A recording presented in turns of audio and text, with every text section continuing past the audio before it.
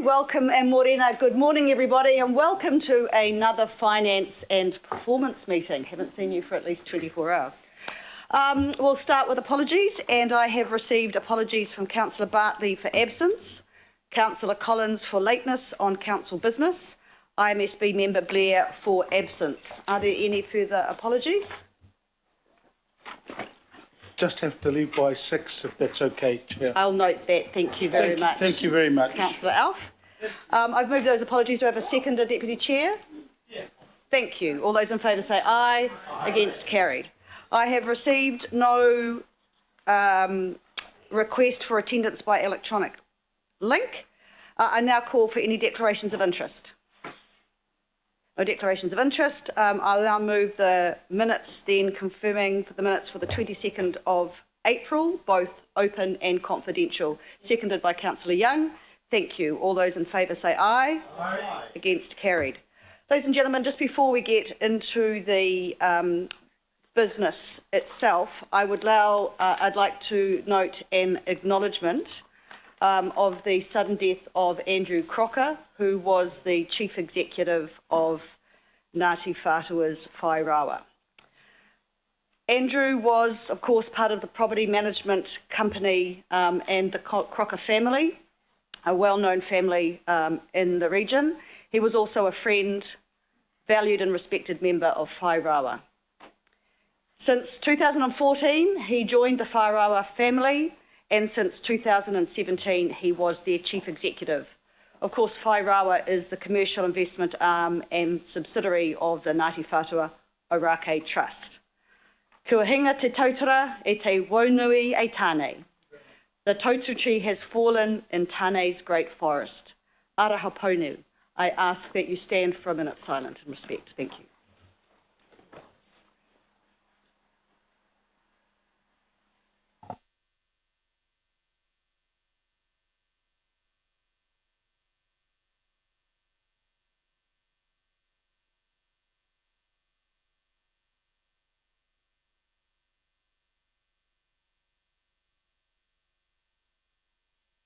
Kia ora, thank you.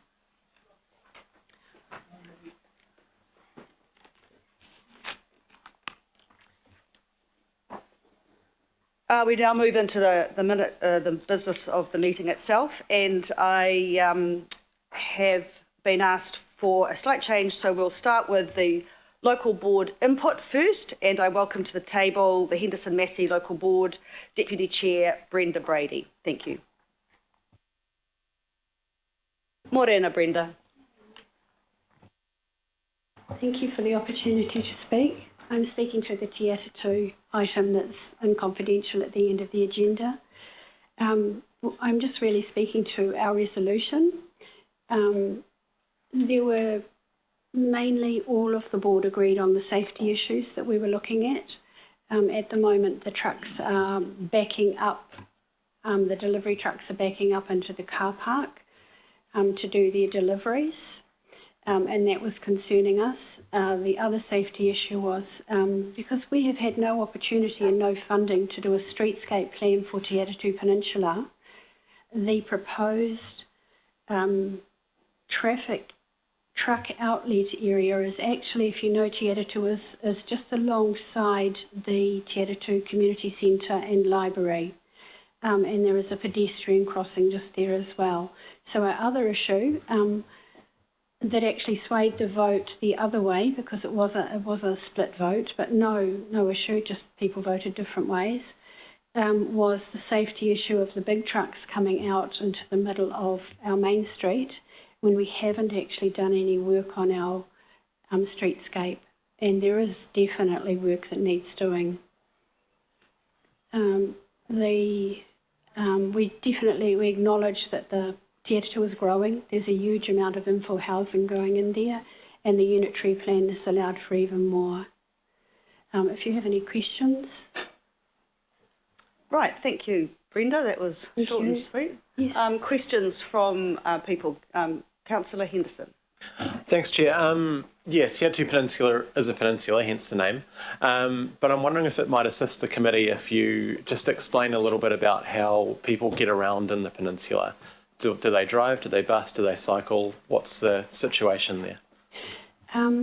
Commuter-wise, particularly morning and evening, being a bit like Devonport, but nowhere near as big, it's a little cul-de-sac. So there's heavy traffic through Te Atatu Road, through that main business and town centre area. And we're very aware we do have work to do there, but AT hasn't put it into their budgets, and we can't see it happening now with our budgets at the moment for quite some time. Just a supplementary, thank you. In terms of cycling, walking, what's the active mode situation? There's a lot of people cycle and walk. It's the same with their access to the shops, their access to the parks. It's a very flat, relatively flat area, so that's very popular. And at the moment, there's no provision, no formal provision through the town centre for cycling and walking. There's just the footpaths. Thank you. Deputy Mayor. Thanks, Madam Chair. Thanks for putting the board's position. Did the board get a full representation from AT and from the developer prior to making this decision? We had two different workshops around this, and Helen and her team came to speak to us at one of the workshops. So it did, with COVID being in the middle, it did come back to us several times over the course, and my understanding is that changes were made to this design based on our comments from our first workshop. I do understand that I was involved in the Waitakere days. The proposal way back then was that the licensing trust who owns the land behind the Countdown supermarket, where Helen owns the Countdown supermarket, they were going to put in a shared vehicle bay through there, but Countdown is going ahead with its rebuild, and the licensing trust has no plans. So that opportunity has been lost to actually direct traffic away from the main street. The second question is, how is the board feeling about the revamping, upgrading of the actual facility, the supermarket in the first instance? It's very necessary. We accept that. There's a big population increase, and it's a very old supermarket. It's well used by the community.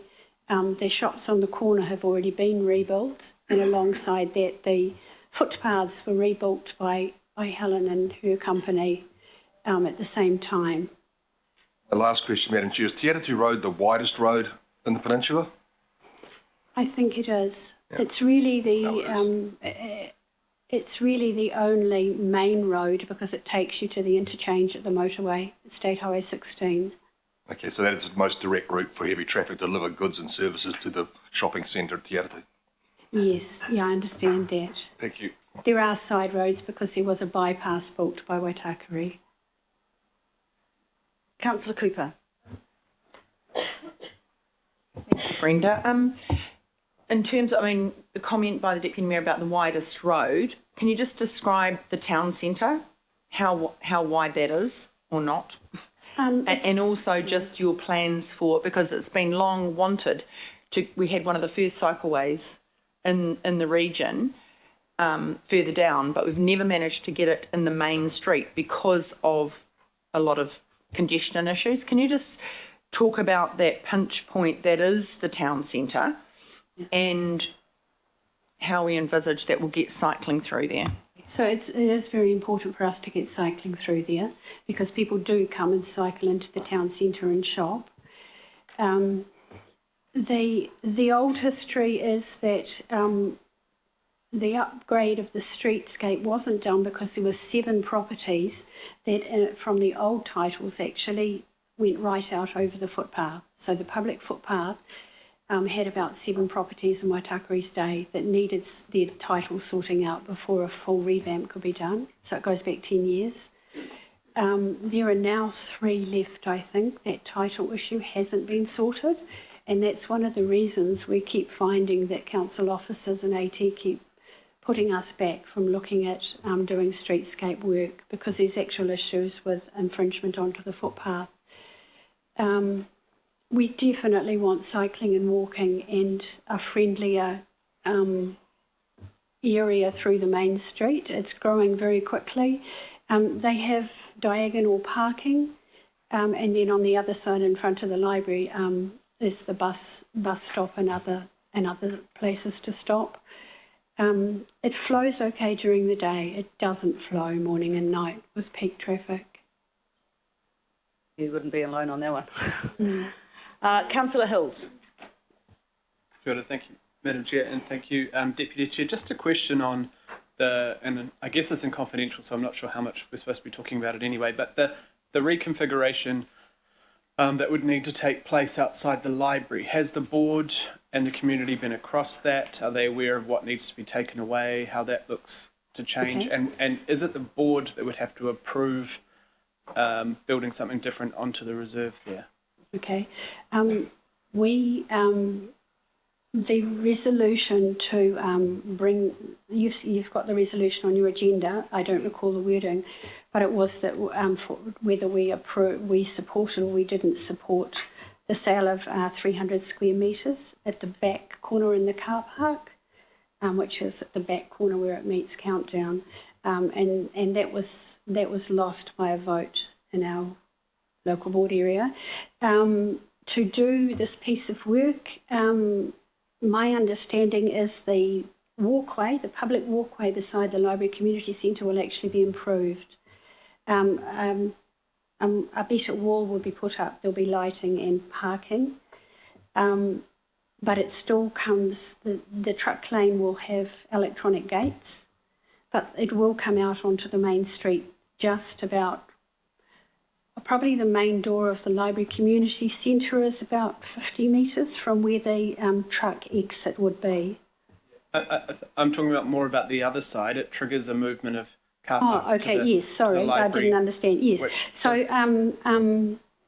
the offer to us was that we lose 7 car parks, and they're part of the consent for the Te Atatu Peninsula Centre and Library.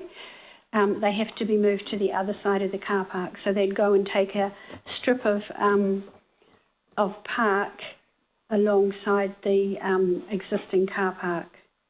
So it's, if you can imagine 7 car parks, that's the movement. It's a bit less than 300 metres, I understand. I've seen the design. I guess my point was just, is it your understanding that the board would have to approve any, if this decision got made today, then is it your understanding the board would have to decide because it's your park? My understanding that the resolutions come to you now for a decision.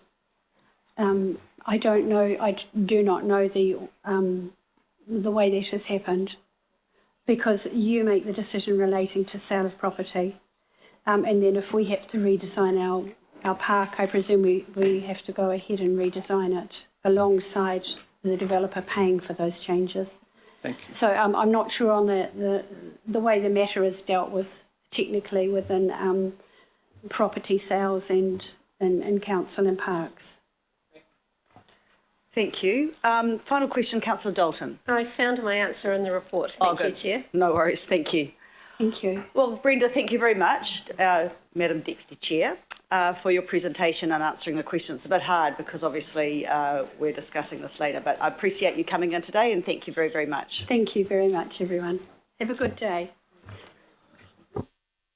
Right, I'd like to thank Brenda for coming in, seconded by Councillor Henderson. All those in favour say aye. Aye. Against, carried. Thank you. Right, now we move into public forum, and we have public input from first. No, hold on, I should actually tell you what's been declined. We had a request from Helen Geary, the Friends of Lees Institute, to come and speak today around their seismic upgrading and restoration of the Lees Institute. That was declined based on the fact that that decision will be made as part of the LTP. She's been contacted, she's very happy apparently now, so all's good. But we do have Helen Moore and Tanya Billingsley from the Te Atatu Investments talking about the same item as Deputy Chair has just spoken to. So welcome, ladies. There is a microphone in front of you, and on the right-hand side it says talk, little talk button. You press that and the light goes on and you're all good to go. I believe you have a PowerPoint presentation, which we have.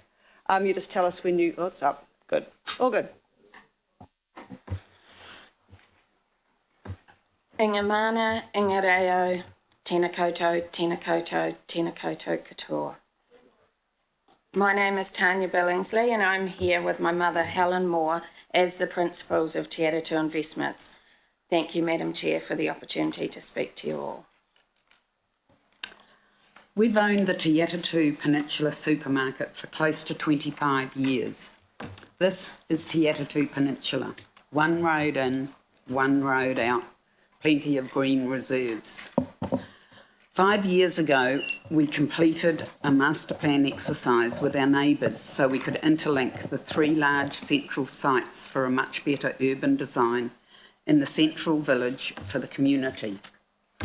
Today, our community deserves a better supermarket. We know we need to do a major upgrade in the next 12 months. We need to solve the serious safety issue that happens on a daily basis. We have 3 to 5 large 18-wheeler trucks who currently follow the yellow lines, drive into a dead-end delivery lane, then reverse into the public supermarket car park before completing a multi-point turn and leaving. When trucks reverse, their only vision is via their 2 wing mirrors, about 20 square centimetres either side, like this. Thankfully, to date, there's been no fatalities. However, this is not safe in anybody's eyes, and we desperately need to find a solution. We wish to buy the pocket of 320 square metres of land marked in red from the council to enable us to build a dedicated and protected safe delivery lane which will take the trucks behind a landscaped wall with a left turn only back onto Te Atatū Road.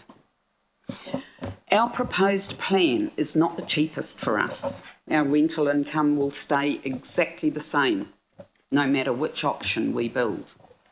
But our town planners and traffic engineers advise that this plan is the best and safest option for the community, and it requires the purchase of land from the council. This is our current store. Clearly it requires an upgrade to meet the burgeoning needs of the local community, and we have come to 3 options to deliver that solution. Currently we have a 2,200 square metre supermarket, and taking into account the peninsula's population growth, we will be expanding it to 3,000 square metres this year with any of our 3 options. We must deliver one of them in the next 12 months, and all 3 of them do meet town centre regulations. These first 2 options have been put on the back burner by our traffic engineers, urban designers. It is believed these 2 aren't the safest solutions and will limit town centre connectivity, and these first 2 options don't require the purchase of the strip of land. Both of these options have trucks completing turning circles in the car park, and they also don't resolve the safety problem of dispersing people behind parked cars in the community library and connecting the 3 main large town centre sites. Professional consultants have concluded that this option 3 is the preferred option. It is the safest and it provides the best long-term solution and urban design for the town centre. This solution creates a dedicated truck service lane. It keeps the public safe and requires no truck movements within a public car park.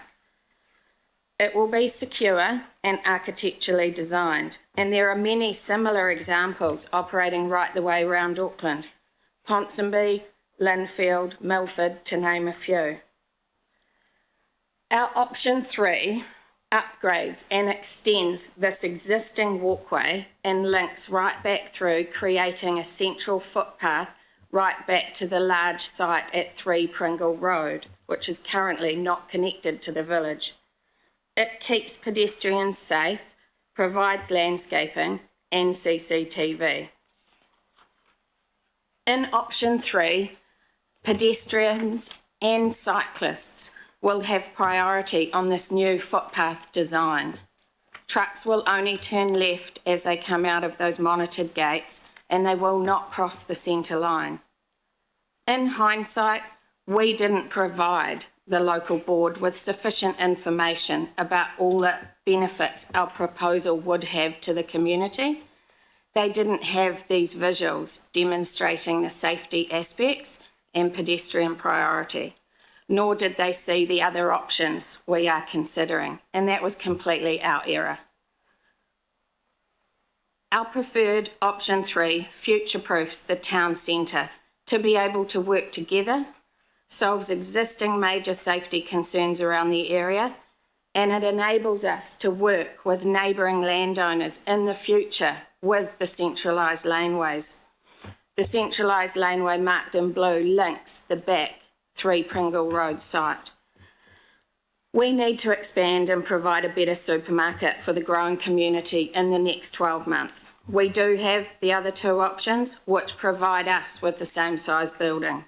However, we can see that they limit the much needed connection for the town centre. We would continue to have 18-wheeler trucks completing turning circles in the car park. This current major safety risk sits very uncomfortably with my mother and I. We hope that providing you with more information, you can understand how dangerous the current situation is.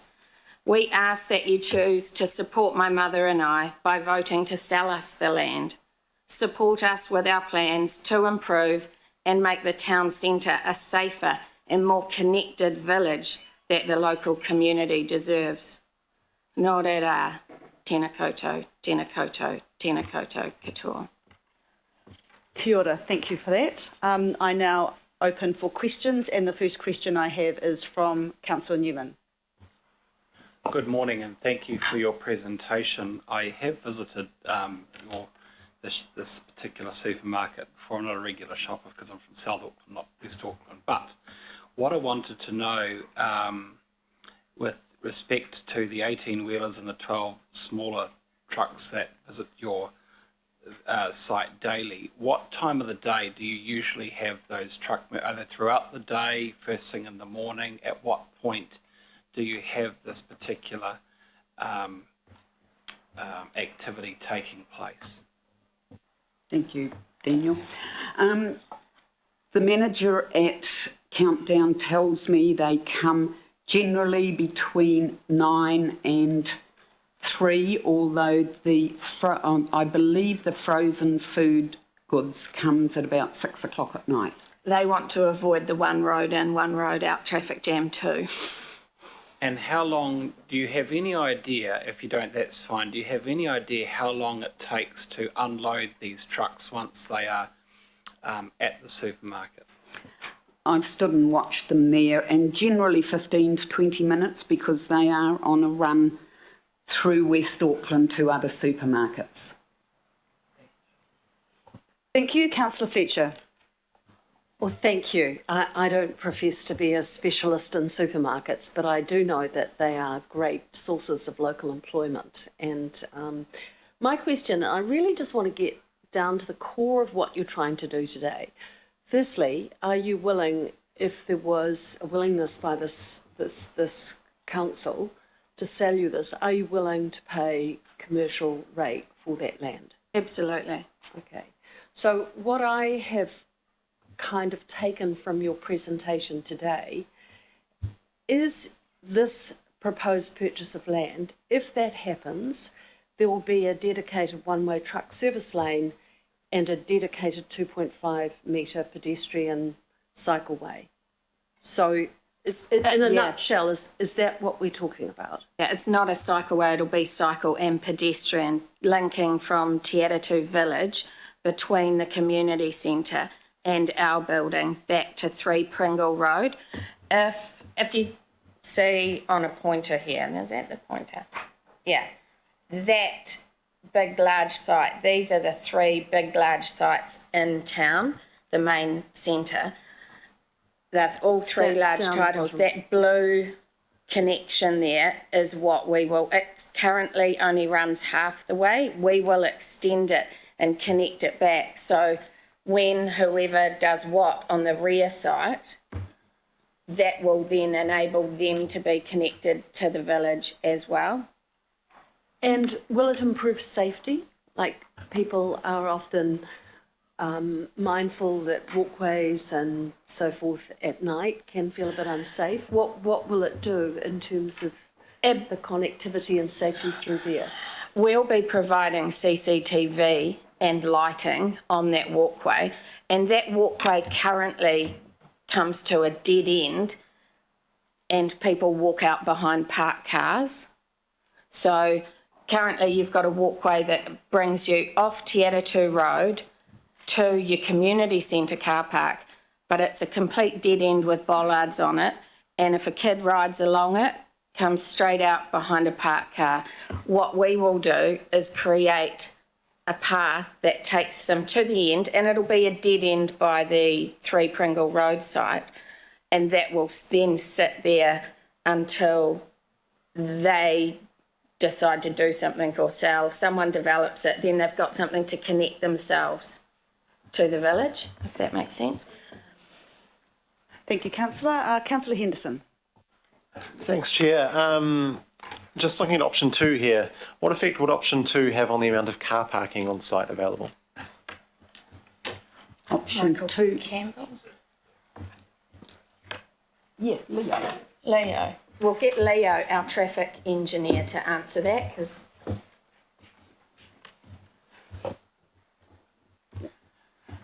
Morning, councillors.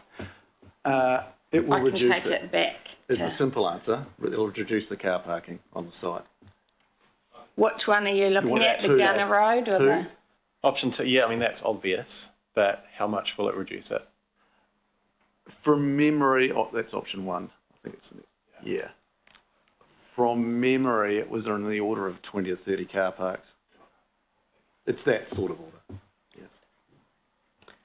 Thank you, and thank you for that information as well. Councillor Sayers. Thank you, Madam Chair. Thank you for your presentation. A couple of questions. I hope I can word these correctly, but I guess one's technical, one's to do with the current use and the neighbour. So technically, is it your understanding that the council officers have been working with you, are supportive of the sale? And wrapped up with that is a technical question in terms of, do you have to get a consent? So when if you want to do this and you get hold of the land, do you have to, because we're deciding about the sale of the land, nothing else, you know, it's up to the traffic engineering and others. So does that go through a consenting process and that has to be signed off? Yes, it's a substantial renovation, alteration, and we do need to apply for resource consent for it. Well, okay, thank you for that. And just the question about the current use and the neighbour, there could be concern going through people's mind, and it's gone through mine, in terms of the current use of that and the public and children or whoever can use that piece of land at the moment. Could you just explain a little more clearly in your own words what losses, you talked about the benefits, but are there perceived losses there? What the car parks that the library will lose on the left-hand side will be replaced at the other end of the... Push that button. Which button? That button. Which will be replaced at the other end here, where at the moment there is a garden before a footpath, and the garden and footpath would be moved over. There's been discussions with people that have said to us, oh, we don't need those car parks. Why don't you put bike parks there? Well, we're happy to put what the local council would like up that end. Thank you, and thank you, Madam Chair. Right, thank you Chair, for that. can I, sorry, I hate to do this, but when you do it that side, we don't know what you're talking about on the other side. Good point, thank you, councillor. So could you just explain that once again, the car parks that would be potentially removed should this go ahead? At the left-hand side, They get recreated. they get recreated. On the other side? On the right-hand side. So what you're saying is no net loss of car parks? No net loss of car parks at the library. Great, thank And you. my question, Madam Chair, just for clarification, there could be, okay, car parks might remain the same, but the loss of that garden. Yes. Right. So do people like that amenity value being lost? Is that a major? It's a garden. It serves, I guess, as a. Now, my urban designer will probably be able to answer that. What purposes do the gardens? Welcome, sir. Morena. So I'm Richard Knott, I'm the urban designer working on the team and also working with a couple of councillors here on other projects in Manurewa and Papakura. So that piece of garden there is actually part of a much wider reserve. So what we can't see off screen is a large reserve area. So I actually think that the benefit that specific piece of land that will be lost, the garden, that I don't think that loss is actually going to be really appreciable in the whole scheme of things.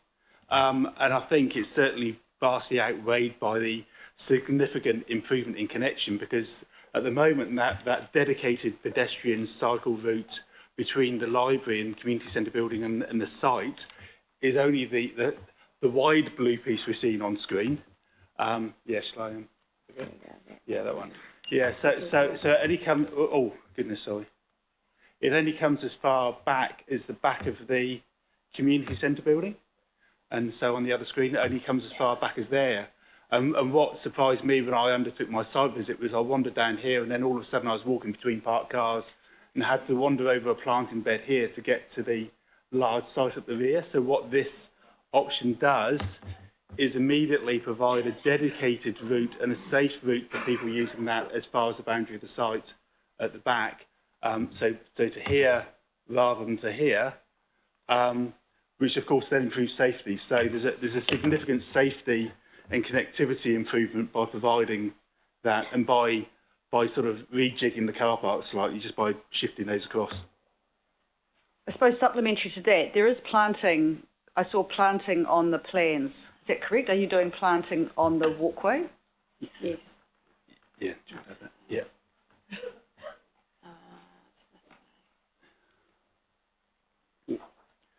So what we have on the walkway is at the street end of the walkway in particular, and further back, there's planting alongside it. The wall along the boundary of the two sites is also decorative, so that's a significant improvement on the current appearance as well. So physically, it will look much more attractive than it does looking from Te Atatu Road down the laneway. And in relation to those issues of safety, there's already windows on the side of the community centre and library building here, which overlook that first section of the sort of more enclosed part of the walkway is already well overlooked by windows. Okay, councillor. Thank you, councillor Coombe. Oh, tēnā koe, Madam Chair, Tamarie. Thank you for the presentation.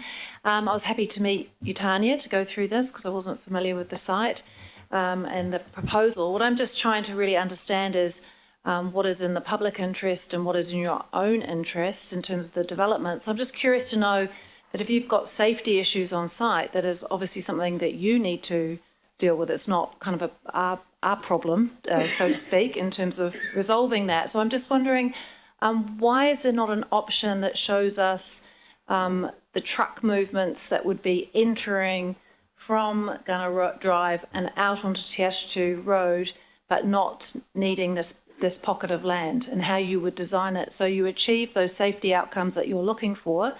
So I'd like to know that. And also, in terms of the new laneway, that connection, which it does look like an improvement, but it does seem that a chunk of it is not actually best practice in terms of a shared path. It reduces to a width that isn't a shared path. So what would be the design options that you would achieve both of those outcomes?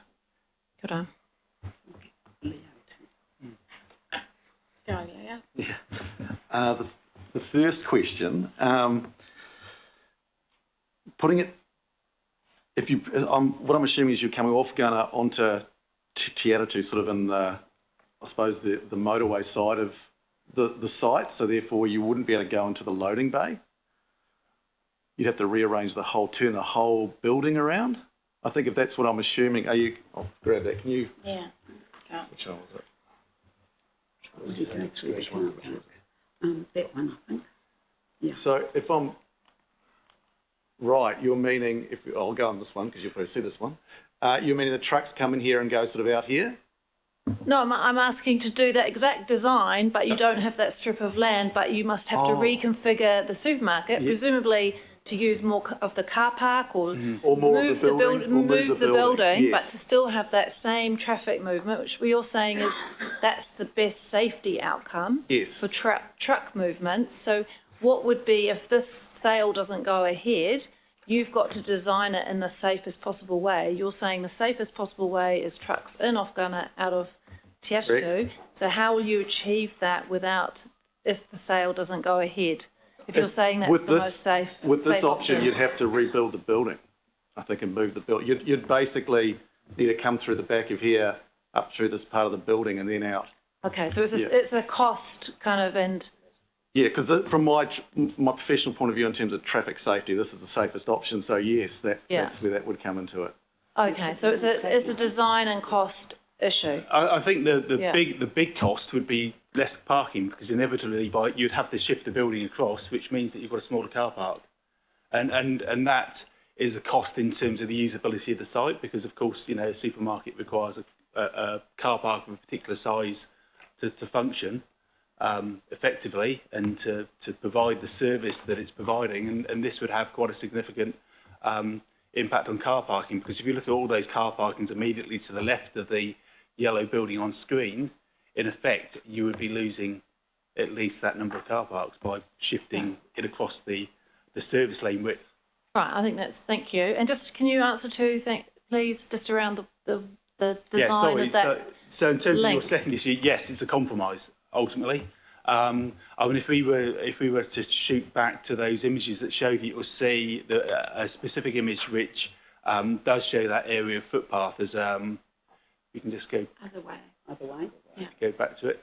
There we go. Yep. If we look at the bottom image, bottom right, image, that's actually showing that piece of more narrow footpath.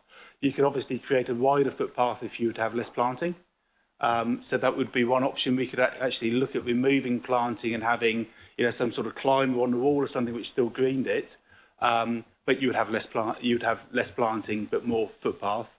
I think that, that's 2.5, I'm told, wide there anyway, because the other one's wider than that up at the top end.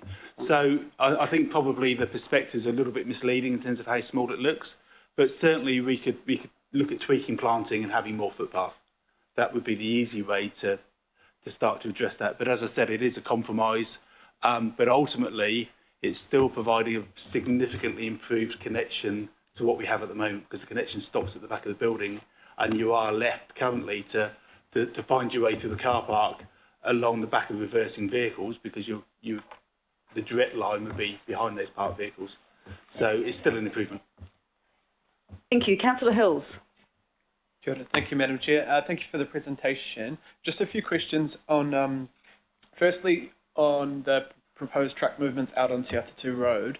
Obviously, you've got the gate there, but because at the moment, obviously, it's not safe to be backing trucks, but you're backing them into a car park that's privately owned, but then you'll be bringing the new proposal, I know they're going front ways, but you will be taking large vehicles over the footpath space and then into a town centre. What kind of confidence can you give us that gate's going to be closed all the time, that it's not going to be far more truck movements? Like, it looks great from a picture point of view, but you're actually going to be bringing quite heavy vehicles right into a town centre instead of through the much quieter road at the back. I might be best to answer that one. A couple of things on that. The trucks are already existing in this area. So we're not adding any extra trucks, and they are already using Te Atatu Road because they actually go around the back at the moment. Yeah, but they're not. So, but they're they not are, currently yes. crossing. They're not currently crossing the main footpath and cycle route. Correct. And in terms of the gates, obviously that's a management issue. In terms of that, more than likely would come up in a resource consent type condition regarding that, which would cover it. But I suppose in terms of this design, we haven't solely relied on the gates. We've relied on setting the gates back some and having some low-level planting at the front, so there's that interaction, visibility between the driver and the pedestrians. We've also, whether it's clear or not, actually widened the footpath considerably along that section of road. At the moment, if you've been, it's quite narrow, widening it out to sort of 2.5, 3 metres to compensate for that as well. So it's not just the gate we're relying on. And also, from my recommendation, only allowing trucks to go exit out of there so they're going slow, only allowing trucks to go left out so they don't go over that pedestrian crossing. Okay. And the do you guys own the retail on the corner? How long ago was that? Because I think it's great. It looks pretty cool. But how long ago was that? We completed that just over 2 years ago. And was this plan not considered when you did you try and reconfigure the car park in the space then, or what were you didn't have plans at the time? We are mother and daughter. We're not a multinational development company, and we do one bite at a time. We had the extension of the supermarket and the refurbishment of it on the plan, but it was just going one step at a time. We purchased the old post office from a local family there last year or the year before. Without that, we couldn't do this. And when you're talking about the trucks, before for Leo, at the moment, the large trucks go right through that village centre and around the block. Where are we? And around the block, right around there, before they come back round here.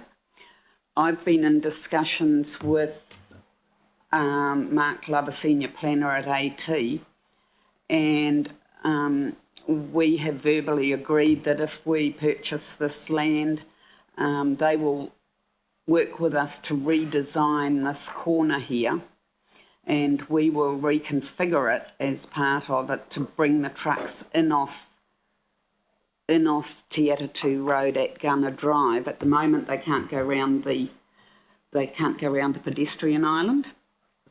So we've agreed that we'd bring them in here and take them there, so they won't be going through the whole village first.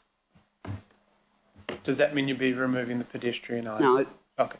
And my last question, just on, I guess it's more of a comment for answer, is that it's great that you're trying to realign the middle walkway, but at the moment it's going to a privately owned space. But the unfortunate situation is, on the other side, you'll be actually moving the alignment of the other walkway, which is currently protected by that garden and the outdoor space outside the library. So I guess for me, it's like the suggestion that it's all good because you've aligned to a private, that the other footpath actually will now go on a dog leg away from, so it's technically not better for pedestrians in the short term until maybe there's a reconfiguration. I guess just the language.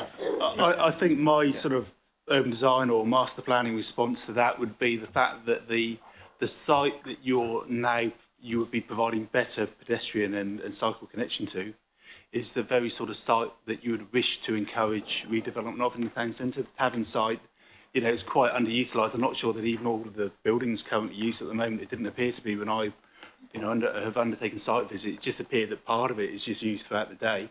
And I think, that's probably the sort of site that you would really want to do everything you can to encourage redevelopment of. And I think providing better access through between the supermarket and the community centre is just one step in that direction. No, that's fine. I guess my point was you're asking us to make a decision on the now, and that's to a private site. We're actually kind of making things a bit worse on the other side for pedestrians to the current public access. Yeah, That's just my comment. Yeah, I was just saying it's a balance. Yeah, thank you. Ultimately. Thank you, Councillor Cooper. Most of my questions have been answered, but the only one that's left is around the cycling provision, because with your graphic on slide 6, given one is that first you'd be taking away car parks, and I wondered if there's been any public consultation about taking away car parks on this graphic, and then the next one is that if that is for cycling, it doesn't sort of connect up to anything.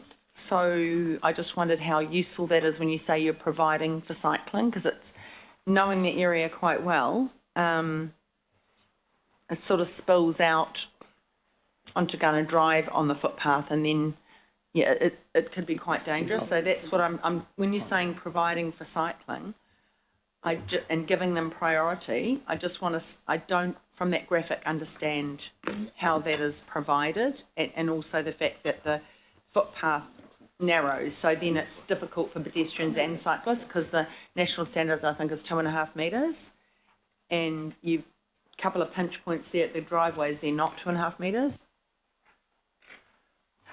I'll comment on that. The wider footpath on Te Atatu is not meant to be for cyclists. It's a wider footpath. Okay, so then how do you, when it says on the slide, giving pedestrians and cyclists priority, how is cycling provided for there when there's... Yeah, I think it should be gives pedestrians priority. Yeah, because it's not, that's Correct. what I was trying to understand. Yeah. There's nothing for cyclists there. Thanks. Correct. Thank you, Councillor. Member Taiperi. Tēnā koe, Madam Chair, ka nui te mihi kia koutou I tēnei wā. I thought I saw it in the information we have, but I can't find it. So this is supposed to consider about disposal of property, but what's the view that you have about easement or licence to occupy?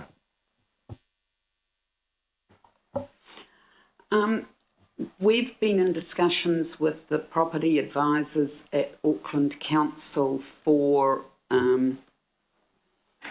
probably 2.5 years.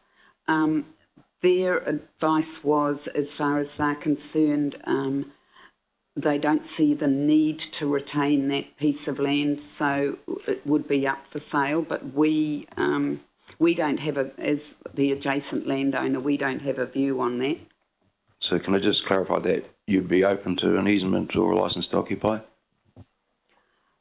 It depends what the council here decides. We would prefer, because those things do need to tie up with long leases when it comes to supermarkets, that would create probably, there's a time limit that you can have a lease on before it is deemed a... Let me just help a little bit to speed it up. I'm just keen to know whether you're open to that idea, because I intend to ask these questions further down the track. Yep. Kia ora, thank you for that.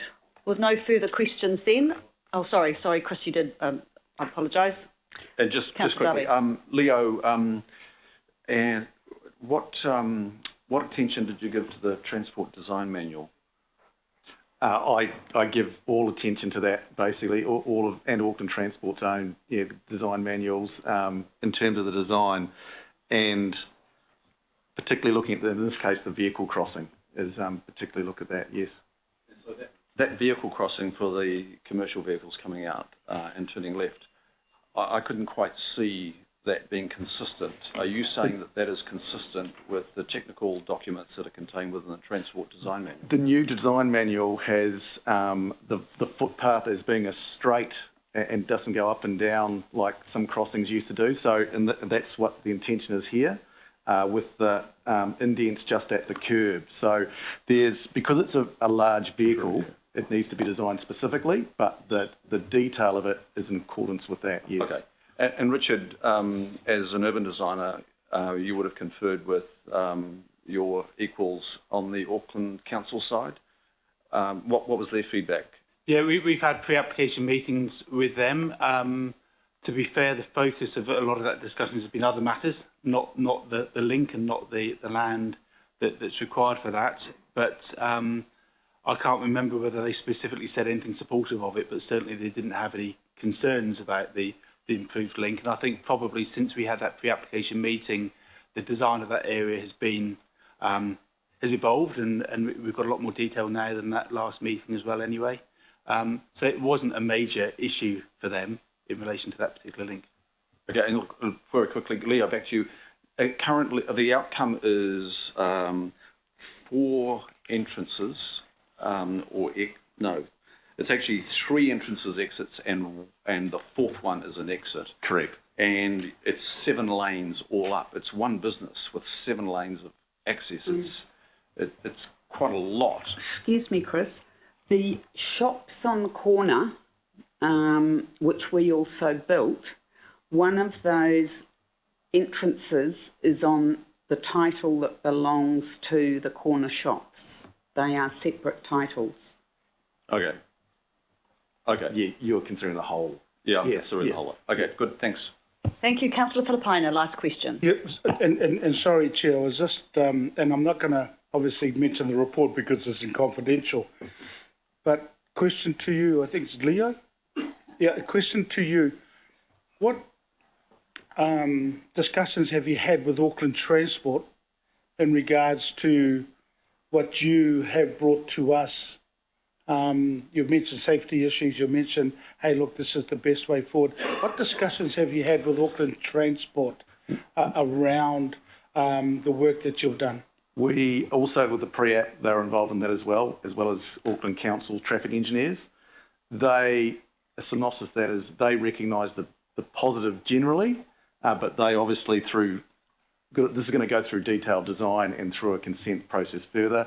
They wanted to look at this in detail, which would follow. Thank you. Kia ora. Kia ora, thank you. Well, I just want to thank you all for presenting today. You can tell by the number of questions there's a lot of interest, and I think it's important for my colleagues to ask those questions and to hear the answers before we discuss it later today. So to Richard, Leo, Helen and Tanya, thank you very much. I'd like to move a vote of thanks to have a seconder. Thank you, Councillor Dalton. Oh, sorry. All those in favour say aye. Aye. Against? Carried. Thank you very much. We have one more public input from Matua Hakiaka, and he will address the committee in regard to the same issue. Thank you.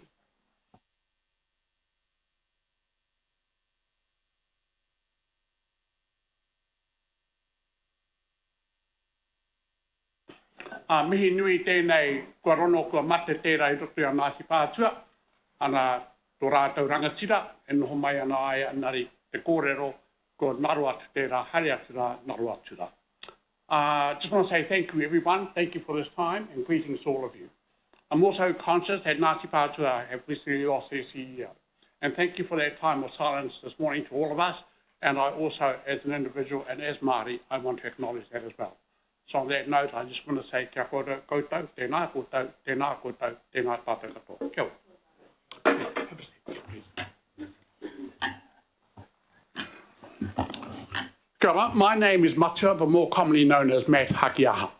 Have been a resident of Te Aratu Peninsula, commonly known to us as TAP North, for the last 43 years. Have been a resident of West Auckland for 43 years. So currently live there with my family, which consists of myself, my daughter, my son-in-law, my grandson, and also, as of Saturday, my new granddaughter. So Te Aratu Park is very much our, Phil, ngā mihi kia koe. Just for those who don't know, Phil and I have a long history going back in terms of his ministerial days and MP days. And when I then worked for the Department of Justice, Ministry of Justice, Child, Youth and Family, DSW, I'll stop there. So Phil, ngā mihi nui, and good to see you. Live in Te Atatu, and the park that came up on the scene, the park is very much our park where I take my grandchildren, my grandson. So that's very much home for us. And I just heard the question about that little garden part that's going to be turned into a car park. Absolutely redundant to us as community people. When we go there and play in the park, we often sit down as families, as mum, dads, granddads, grandmothers, and we say, what's the purpose of this? Yeah, it'd be good if it was used for something else. Yeah, so I just wanted to add that. In terms of this car park, for those, if you can picture Te North divided in half. Te Road, left-hand side people, right-hand side residents. And for us on the right-hand side residents, Gunner Drive is our main entry, whereby those that come on the left-hand side of Te they tend to use the Te Road driveway. There are two entries that come into that car park from Te Road. But those of us that are on the right-hand side, Gunner Drive. And we are held up often because of the trucks going in, reversing, backing out, going in. And we can wait up to 20 minutes and the queue can go and build up along Gunner Drive, both at the entry of Gunner Drive from Te Road and for those of us, the entry at the other side of Gunner Drive. So a long wait, especially if you're a mum or a dad or a grandparent and you're taking your children to the local kindies. So just past the Gunner Drive on the left-hand side, we're going out of Te Road, there's Discovery Play Centre, kindy, so a lot of families go there. I take my grandson to Whitsupa, which is opposite Te Road Intermediate, and so again, that build-up of traffic because of trucks, entry and egress is quite a strain on a lot of families waiting, especially if you're a mum or a dad, especially if you're a grandparent and you're taking your grandchildren to their kindies and their play schools and their schools. So that becomes quite hazardous to us in terms of waiting and having to, and one of the things it teaches you is patience. And people seem to run out of patience because of this whole build-up of this traffic. So those are just some of our concerns as local residents. When some of the local residents heard I was coming here, they said, tell them it's annoying, tell them it's frustrating, tell them they don't have to live in it. We do, and we have been. And I've seen, well, before it was Countdown, it was Food Town, it was ShopRite, so I've seen the major changes that's gone on around that place. Once upon a time, we had a very big car park. Then the petrol station came in, Subway came in, and now we've got the current premises of the Point. And so we've seen that car park size shrink, but we've also now seen it as a truck delivery area.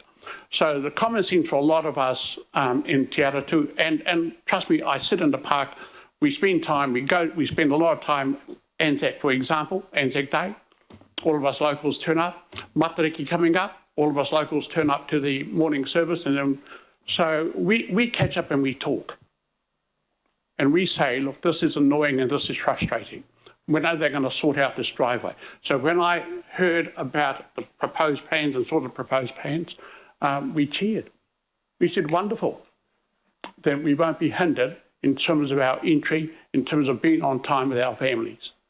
Yeah, because Te Aratu is about families. Te Aratu is about spending time with our families and making sure our families are safe. And this proposal, the last one that's come up, has been a good proposal as we see it. So I've seen the proposal, I've sat down and talked with community people in the park over fish and chips and said, hey, this is good. We like this. Yeah. Play the video. Yes, please.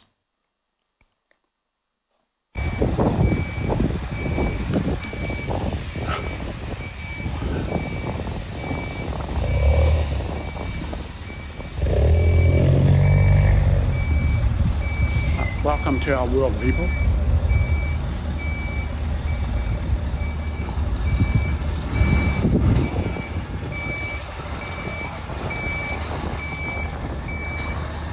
So in terms of us as local residents, it can go from 9 o'clock through to 3 o'clock.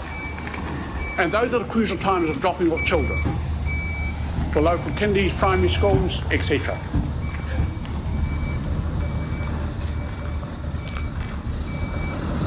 And Te Aratu is growing, so in terms of population, it's growing. Example, I've just sold my home in Te Aratu, and our neighbour sold our home. We sold it as a joint venture, and there are 8 people on the land, and now there's going to be 22 apartments, and it'll go to 44 people. From 8 people to 44 people. So that's where Te Aratu is getting its growth. So a bigger countdown is needed, and that's just one example of one property or two properties. And this was just all area. So the bigger we have the new proposal approved would be wonderful for us as locals.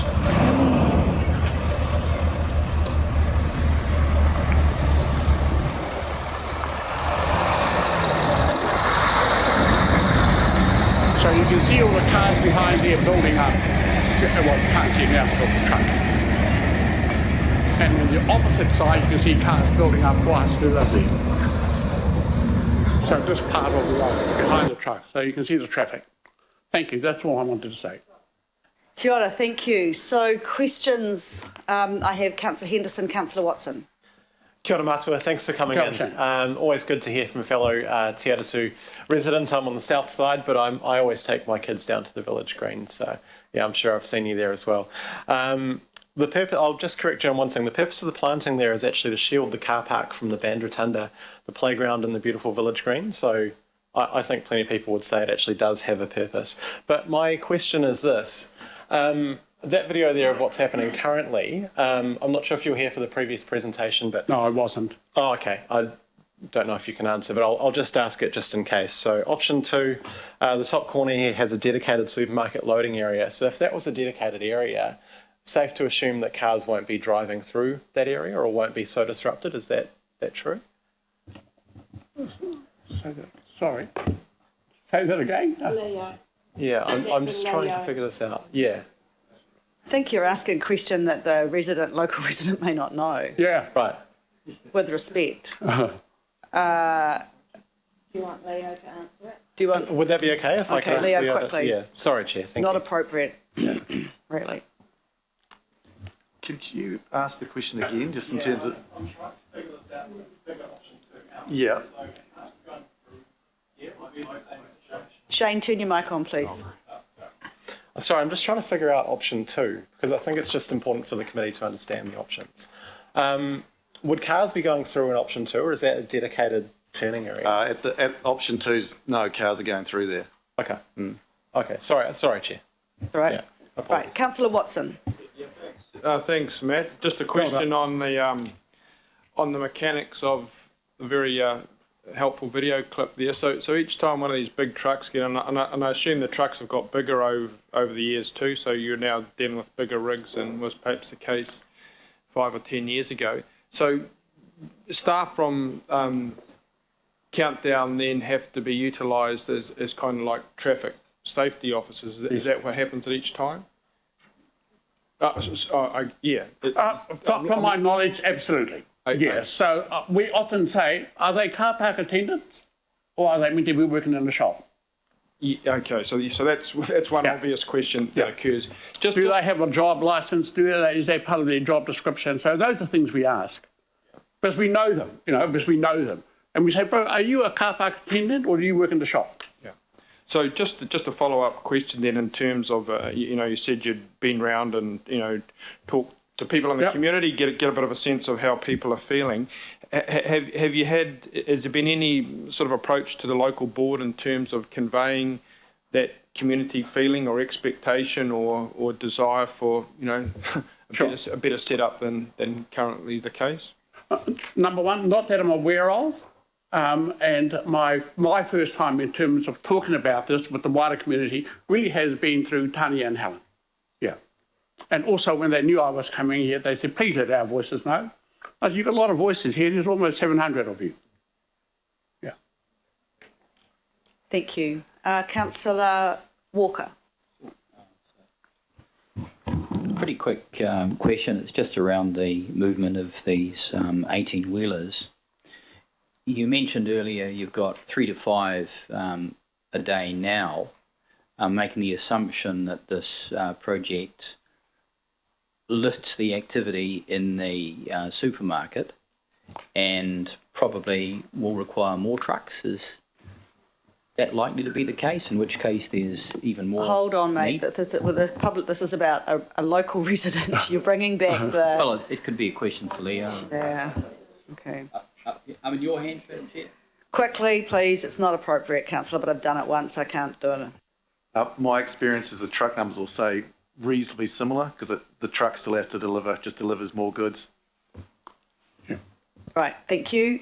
Councillor Cooper. Thank you. Kia ora matua. Kia ora, Linda. I mean, I know the area, so you're coming from, as you say, the other side. Do people, I mean, is there any reason why you just can't go along Gunner and Pringle and round Up Beach and come round the front way, and then you won't ever have to worry about those trucks? It's really, for many of us, about ease and access. Yeah, Yes. that's what I was asking though, because if it's difficult going there, why wouldn't you just go around the back of Pringle and go around Because the it's front? equally difficult that way as well in terms of traffic congestion from all entries onto the main road, Te Aratu. Okay. Yeah. Especially at that roundabout in the town centre. That's where you get the backlog Yeah, as well. I guess that's right, because that is a very congested route. Exactly. And what's So many of us take the Gunner What's your ride. thoughts about more trucks coming out onto Te Aratu Road then? So you're If going this with the flow proposal of went traffic. ahead? So for many of us, you're going into that flow of traffic as opposed to going against it and waiting for parking, reversing, forwarding, parking, reversing and forwarding. Whereby in the Te Aratu Road exit, you're just going in with the flow of traffic. Kia ora. Yep. Kia ora, thank you. Councillor Hills, and last question, Councillor Mulholland. Thank you, Madam Chair. Thank you very much for the presentation. Well done. I got from the first presentation that the community hadn't been consulted on this, but you're saying the community had been consulted. So I'm just a bit confused on that, just for as a decision maker. You said the community doesn't want that garden and things like that, but the community hasn't been consulted on this proposal. Well, no, what I said was that the people that I'd spoken to just said, we didn't know that, but thank you for telling us. I'm not speaking on the whole of Te Aratu. I'm just speaking about those of us that meet in the local community. Yeah. Okay, so has the countdown had designs up and things? I can't answer that, sorry. He's a resident, he won't know that. Councillor, and I'm not going to go there anymore, all right? That's it. Morena, Councillor Mulholland. thanks. Morena Matua, and I wanted to... Kia ora. Kia ora. Thank you for sharing. That's really all I've got to say. Mine was a comment. I noted that to the chair. It's absolutely fabulous to see someone in the community who lives in the community, talks to the community, to share with us a view and opinion. So kia ora, Thank you. and thank you for being here. Kia ora, Councillor, and on that note, I take it you will move a vote of thanks, and I will second. So thank you very much, Matua. I know it's a way to come in here, and I appreciate that you've taken a real extra effort to come in and talk to us today. So kia ora and thank you. I've got a mover and a seconder for a vote of thanks. All those in favour say aye. Against, carried. Thank you. Thank you very much. Thank you, everyone. Ngā mihi kia koutou. Kia ora. Right, ladies and gentlemen, we have no extraordinary items, so we now move to item 8, which is the presentations from the Auckland Regional Amenities. And I welcome to the table Barbara Glaser and Geraint Martin from the APO as our first presenters. Do we have them here?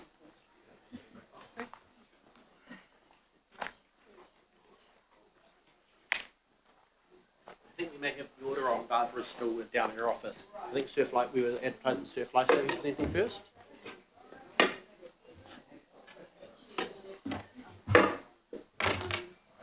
Matt and Denise. Don't look like a Barbara. So welcome Matt and Denise, Chief Executive and Chairperson of Surf Life Saving Northern Region. Welcome, kia ora. Tēnā koutou. Just like to thank Council for our ongoing partnership that we enjoy in keeping our community safe on our beaches and our coastlines. Auckland Council is the second largest funder of surf life saving in New Zealand, and we highly value the leadership that Council brings to water safety in our region. And I think Matt will talk a little later on about how people see what we do in the Auckland region as being such valued stuff that they're going to try and roll it out elsewhere in New Zealand.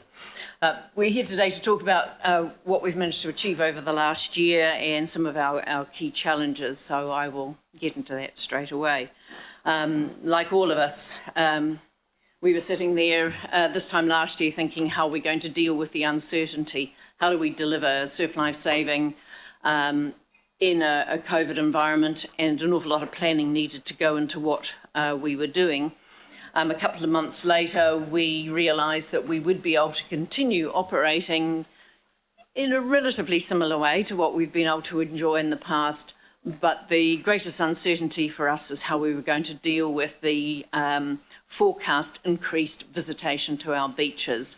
And it's been truly wonderful to see so many more people coming to our beaches. And one of the things that we thought would be a big issue is that we would be having a lot of people who didn't typically come to the beach, weren't familiar with what happened at beaches, and would be very unfamiliar with how you needed to operate on a beach to be safe. The long shot of it is we talked about it a lot with our volunteer lifeguards. We made sure that they were thinking about some of those issues. And this year we have actually had more people on the beach, but fewer rescues. An awful lot of interventions in terms of trying to make sure that people are safe before they even go in the water. But it's been a resounding success as a result of that. And aren't we so lucky that people can enjoy all those beautiful beaches around Auckland? The funding changed considerably in 2020. Once we went into COVID lockdowns, the Class 4 gaming that we have relied on so very substantially in past years contracted substantially. And we were also having difficulty accessing other funders, most of them, like us, looking at what's going to be the result in this uncertain world.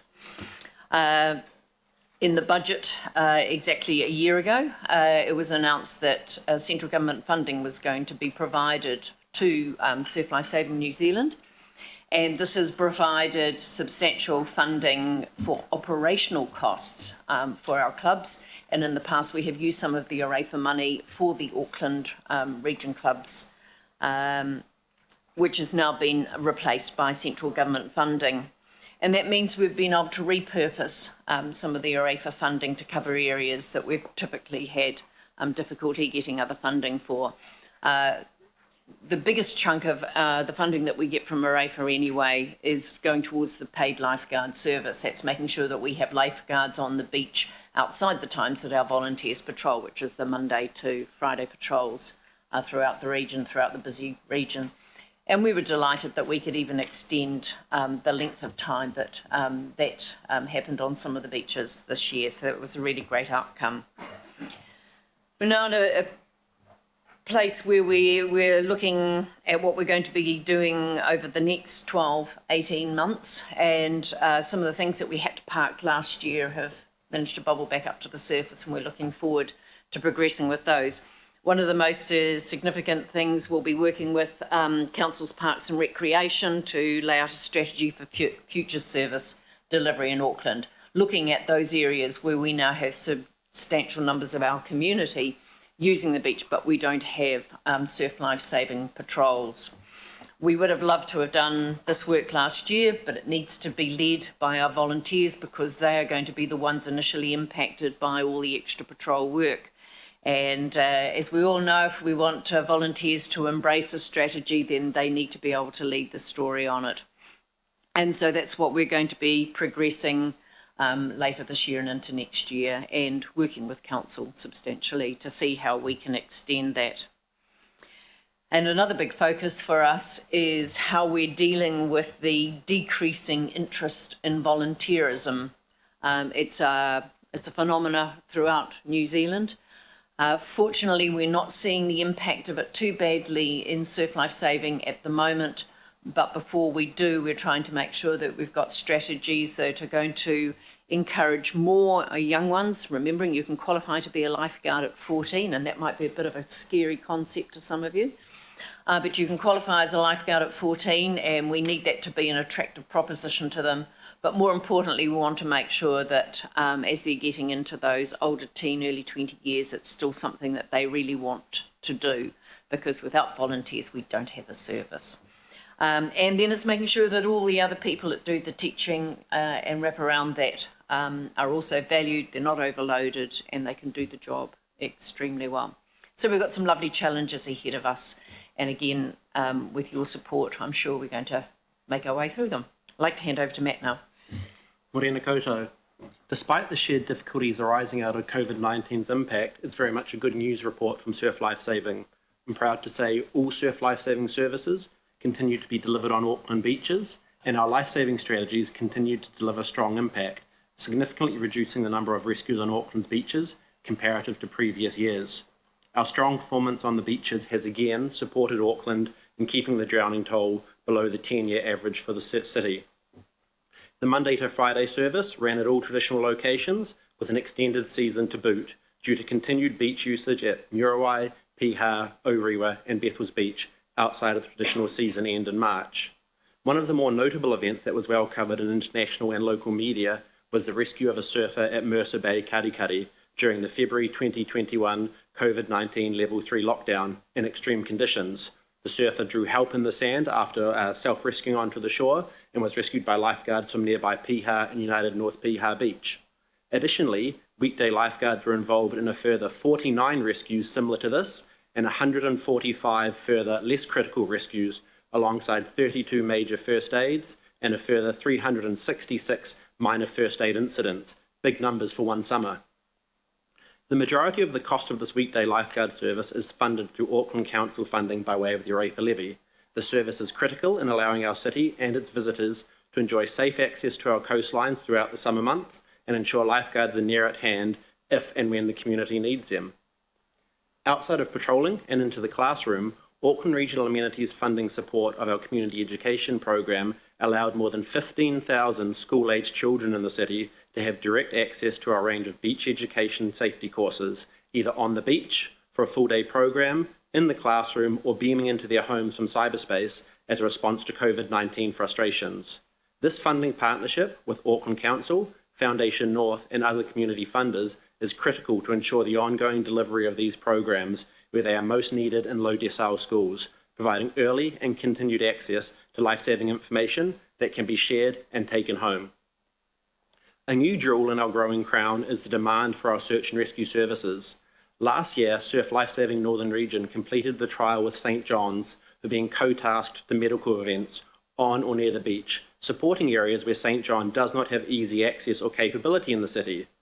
The trial was extended into an ongoing service level agreement which has led to more than 126 activations during the last year, resulting in an additional 13 lives being saved that would have perished without Surf Lifesaving direct response, 46 other individuals provided with emergency first aid, 4 searches completed, and 3 bodies recovered, a grisly but necessary part of our function. Most notable, though, is the 101 after-hour call-outs lifeguards at SLS&R have been tasked for by police, more than triple the call-outs of 2019-2020 season and 4 times the 5-year average, highlighting the year-on-year increase to demands in this space. These after-hours call-outs tasked by police resulted in 41 lives being saved, another 41 being provided with first aid treatment, and sadly, 9 bodies being recovered. This not only shows the change in coastal usage trends in Auckland and our need to work strategically with Council to understand where we position ourselves for future success, but also the tremendous agility of our membership when they bring their strength to bear on challenges facing the city. We are a force for good that has continued to be able to grow in this area due to the ongoing support of the Auckland Regional Amenities funding.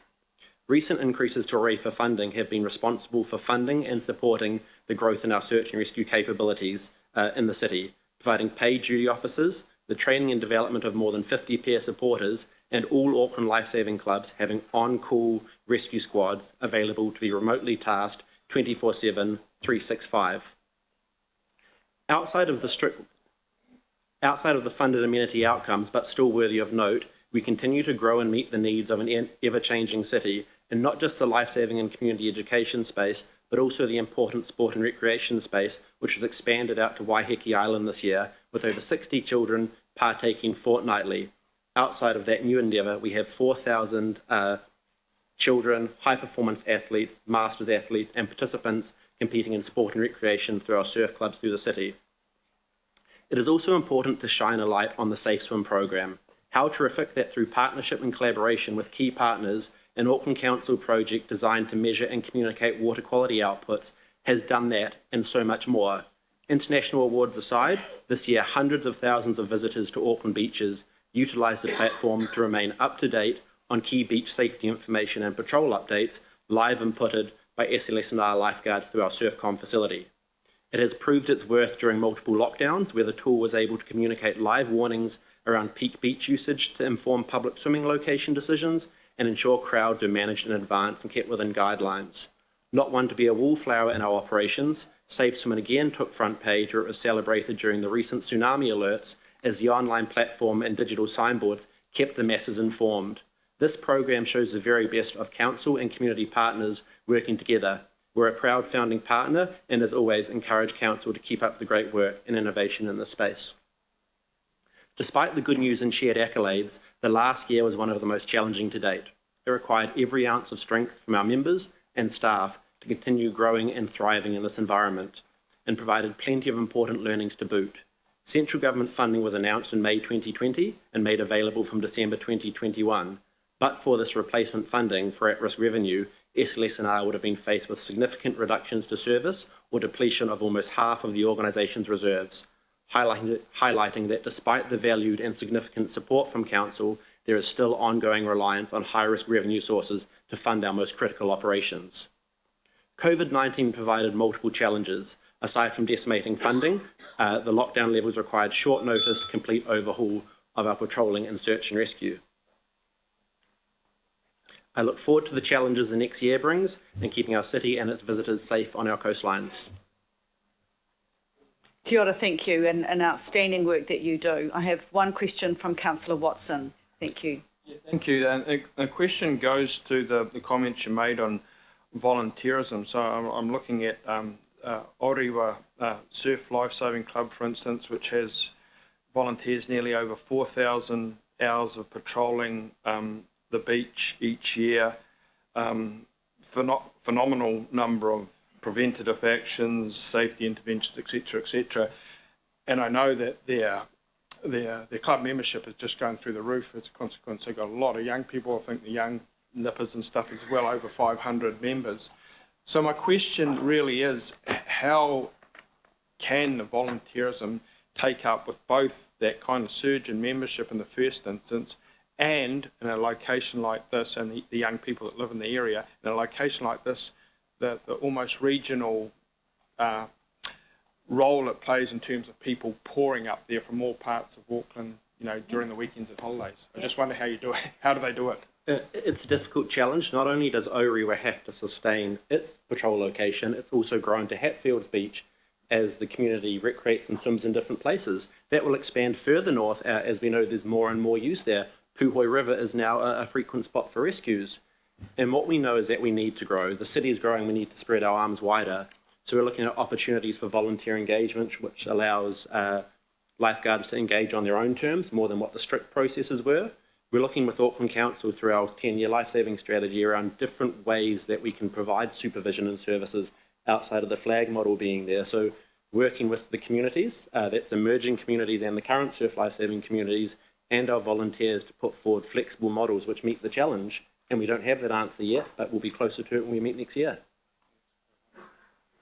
Thank you very much. Please do not take no questions as that we don't care, because we have a really tight agenda, and I think, No worries here. But I just want to say, and the collective resolution will be at the end of the 4 amenities, but I just want to say thank you very much. Auckland has 700 beaches, and as more people come to live in our wonderful region, they will be utilising them. We really value the work that you do, and I tell you what, you give us a great bang for our bucks for 450k, let me tell you. Thank you very much. Thank you. Right, now we move to, hopefully I've got the right order now, Auckland Rescue Helicopter Trust. Is that correct? You next? Yep, here you are. The helicopter trust is 450. Oh no. Yep. I'm sorry. So those guys are great for money. Sorry. Sorry, I was out of order, and you don't get 450, you get 1.366. Sorry about that. I've got the wrong order. Yeah, I thought you would. Sorry. That's what the order's out of kilt. Sorry about that. Good morning. Thank you very much for taking the time to see me this morning. It's my first opportunity to speak in front of you all, so I appreciate the opportunity. Just a brief overview. Auckland Rescue Helicopter Trust obviously owned and operated 3 rescue helicopters. We've been in operation for 50 5.5 years. So we celebrated our 50th anniversary last year. Largely community funded and partially funded also by ARAFB through the Auckland Council. So a very big thank you to the Council for the commitment to the work that we do. Essentially, we have to cover, from a fundraising perspective, 50% of all of our operational funding and 100% of all capital requirements to ensure that we can continue to deliver the service that we provide to the Greater Auckland region. On average, we're now flying around 1,200 rescues per year, give or take, with an average operating cost of close to $12,000. Of that $12,000 operating cost, we recoup around about $7,000 through the contract that we have through government, through NASO, National Ambulance Service Office, which leaves us with a balance of around $5,000 every single rescue that we go out and fly. Now, we're a 24/7 operation. We employ all of our staff, whether it be pilots, paramedics, crewmen, and of course the doctors that we now have on roster from Auckland Hospital. Beyond that, the administrative side of the work that we do, we are all employees of the Trust, including all of our fundraising. We have a small volunteer pool that help out towards some of the fundraising initiatives that we run, but for the most part it's a 24/7 job, both operationally and administrative-wise, trying to raise the money that we need desperately to enable the choppers to get off the ground and go and save lives. So some of the key achievements that we have managed to achieve over the past 12 months, one of them is an installation of the FNPT helicopter flight simulator, which we purchased in conjunction with the two new AW169 helicopters out of Leonardo Helicopters in Italy. The benefit of the helicopter simulator for us from an operational perspective is threefold. 90% reduction in actual helicopter involvement, therefore reducing cost significantly for us. Maintaining operational availability. We don't have to take a helicopter offline for us to go out and do training to ensure that we can maintain our currencies. Also, the simulator is available 100% of the time. So whenever a pilot or crewman, paramedic, whenever they are off roster, they can come in. As long as we have a schedule in place and trainers available, they can do the training that's required day or night, 7 days a week, which is a huge advantage to what we do. The purchase of that helicopter simulator, it is the first simulator of its kind outside of the manufacturer's facility in Italy. We have the capability of training pilots both from the 139 machines, which are very heavily utilised over in Australia, and also the 169 helicopters here in New Zealand, which we are hoping over time will become more commonplace throughout the aeromedical industry. Essentially, the simulator was paid for by a very kind donation from a private supporter of ours. No cost to the public, which for us is a very big step in the right direction. It means that the funding that we have achieved, whether it be through grants or donations, goes directly towards that operational cost.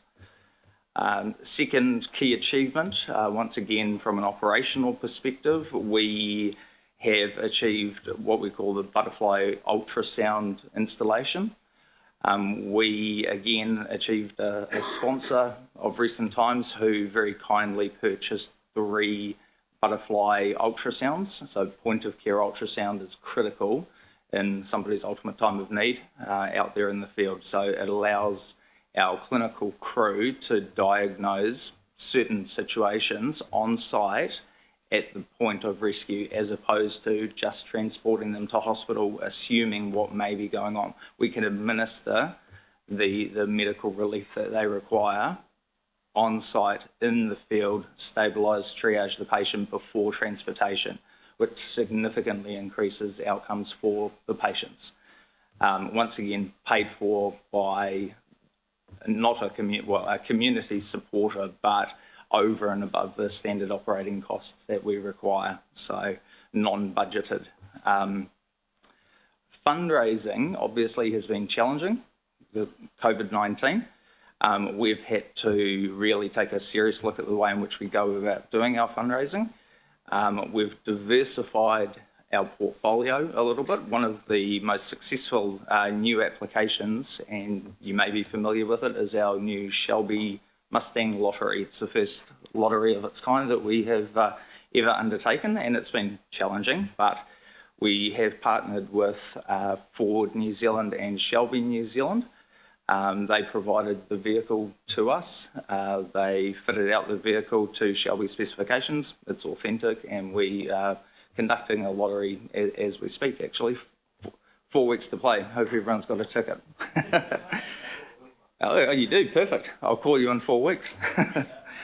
Essentially, this lottery is going to generate somewhere around $500,000 for us. That is going to go towards direct operational funding.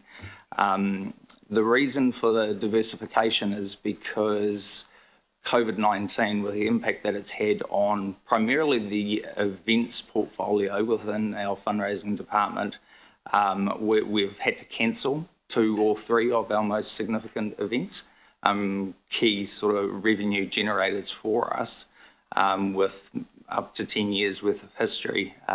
Were unable to go ahead this year. So that provided a significant, I guess, gap for us that we had to try and fill. So diversification, it's key for us right now. One of the most, excuse me, exciting, I guess, opportunities and achievements that we are working on currently and into the future is our cultural safety strategy. We've actually recently partnered with the Papakura Marae, and we are looking at creating a relationship with them. We need to learn, we need to grow, we need to develop obviously our cultural competencies, both from a fundraising perspective, being out there in the public, communicating with the community, but also at point of care in the field. We need to be able to understand and respect cultural diversity. It's something we've thought long and hard about, and obviously the impetus is put on us by both government and council to head in that direction, and it's something that we need to achieve to grow as an organisation. So we're looking at holding monthly gatherings both on marae and out at our Ardmore facility in an attempt to continue to learn and understand the requirements of us both out there in the field and out there face to face from a fundraising perspective. So very, very exciting times for us. Challenges that we've faced, as mentioned, COVID-19. From an operational perspective, we have certain KPIs that we have to achieve, and when we're getting off the ground to go and rescue patients in their time of need, during the day, 5 minutes we need to get off the ground, nighttime 10 minutes. With COVID-19, we have had to introduce protocols around, protective safety equipment for all of our operational crew when they're going out there. If we're dealing with a COVID situation, we have to ensure the safety of our ops crews first and foremost, because if they're compromised, they can't go out and do their work. So when we've had to sort of traverse through the various COVID levels, 1, 2 and 3, we've got varying degrees of protocols that the guys have to achieve. That's putting pressure on our ability to respond and achieve the KPIs that are set before us by government. So that has been a real challenge, something we've had to work through, but successfully, I might add, at this point, we have managed to maintain a 100% achievement record of those KPIs. So over the past 12 months, which is a fantastic effort. One of the issues that we have, obviously, and without going into too much detail around the transition of both ARHT and the Northern Helicopter into our operating company, NRHL, from a funding perspective, they're just getting up off the ground. They will become fully operational come July the 1st. In between times, both ARHT and the Northern Rescue Helicopter have had to continue to invest and fund that transition into place. So that's putting additional pressure on, obviously, our resources. But it's something that we're working through. It's coming to a resolution shortly, which is great, and hopefully everything will be implemented come July the 1st and we'll return back to status quo. So the council funding and how it helps us. We are tasked to generate around $11 million a year in funding from the community to ensure that we can provide the service at the level required by us by government. There are only two forms of funding that are guaranteed or that we know about in advance, one of which is our major sponsor partner, Westpac Bank, obviously, the second of which is the funding that we achieve through Auckland Council. Everything else is an unknown. So yes, we have been successful with our fundraising efforts over the past 25, 26 years that we've been doing this, and we hopefully will continue to achieve the outcomes that are required, but you just don't know.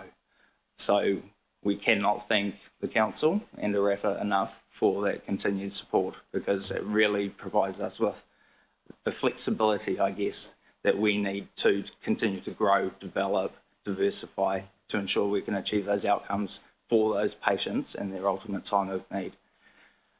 Moving forward, the major initiatives that we have, currently we have 23 projects underway. I'm not going to go through them all because we definitely don't have time. But the main ones are obviously this transition into NRHL, which should be finalised by July the 1st. The continuation, obviously, of our cultural safety strategy, which is critical to our success in the community moving forward. The implementation of our RHT fundraising strategic plan, which runs in parallel to the NRHL strategic vision 2030.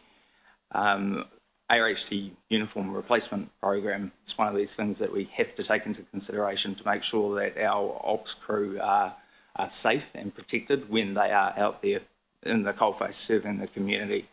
And last but not least, we desperately need another hangar because we have to fly 3 helicopters and we've only got 2 hangars. So that's something that's on the radar. We need to find about $1 million to go and achieve that. So aside from that, happy to take questions. Okay, I've got one question from the Deputy Mayor. Thank you. Thanks, and thanks for the presentation and for the work you do. It's critical.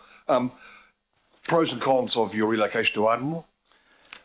The pros are the base is state-of-the-art. It's new, it's significantly larger, and it houses the 2 new helicopters that we had to purchase, essentially. Cons, it's almost in the middle of nowhere. It's very difficult for people to get to. The Deputy Mayor actually lives in that particular area, so just choose your words. Choose your words carefully. I mean no offence by that, of course, but most of our staff are Auckland Central based or Northland, north of the Harbour Bridge, so they do. It's a simple solution. Deputy Mayor got you out of that hole. Thank you. Councillor Darby. Thank you, and thanks for the enormous work that you do. It's much appreciated by, I'm sure, all Aucklanders, though a lot of it's unseen. Hey, look, I'm just intrigued. Your fundraiser, the lottery. Yep. Does your organisation have a climate policy? Does it have awareness in that space? Because I am leading to the auctioning of the Shelby GTH Mustang 700 horse. Yep. Swallows gallons by the second. Yes. Spits it out the back. Contributes to emissions. Yep. Who's your target market for the fundraiser? Because it's not me when you offer that. If it was a Porsche e-bike and I had a choice of 20 of them, I'd be in there. So the difficulty for us from a fundraising perspective is we have to look at every opportunity that comes across our desk, and there aren't many people or parties out there that are willing to support a worthy cause, I think, such as ourselves, or any other causes out there, to the degree that both Ford and Shelby were. And yes, you're right, we are targeting quite a specific audience, but in terms of the revenue potential from it, it's almost a no-brainer for us. We kind of have to investigate those opportunities. If Elon Musk offered me something, I would happily stick my hand up because I'm sure there would be a market for it. And that's always the challenge with fundraising. It doesn't matter what you do as a service or what you're offering to the public. Opportunities are rare, they're few and far between, so you have to investigate. I understand that. understand that. And Madam Chair, yes, there is a Porsche e-bike. It came out 3 months ago, and your dealer should have advised you of it. Touche, councillor.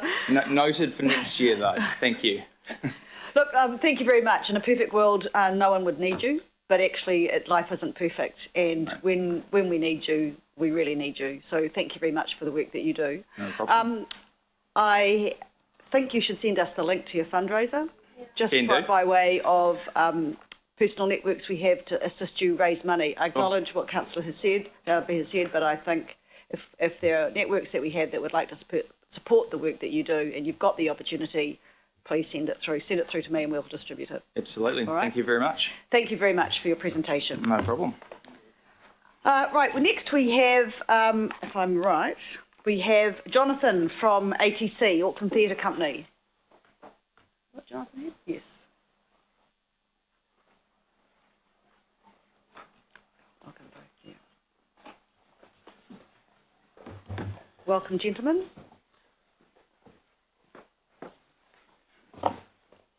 Good morning. This is Graham Pinfold, who's the director of Auckland Theatre Company.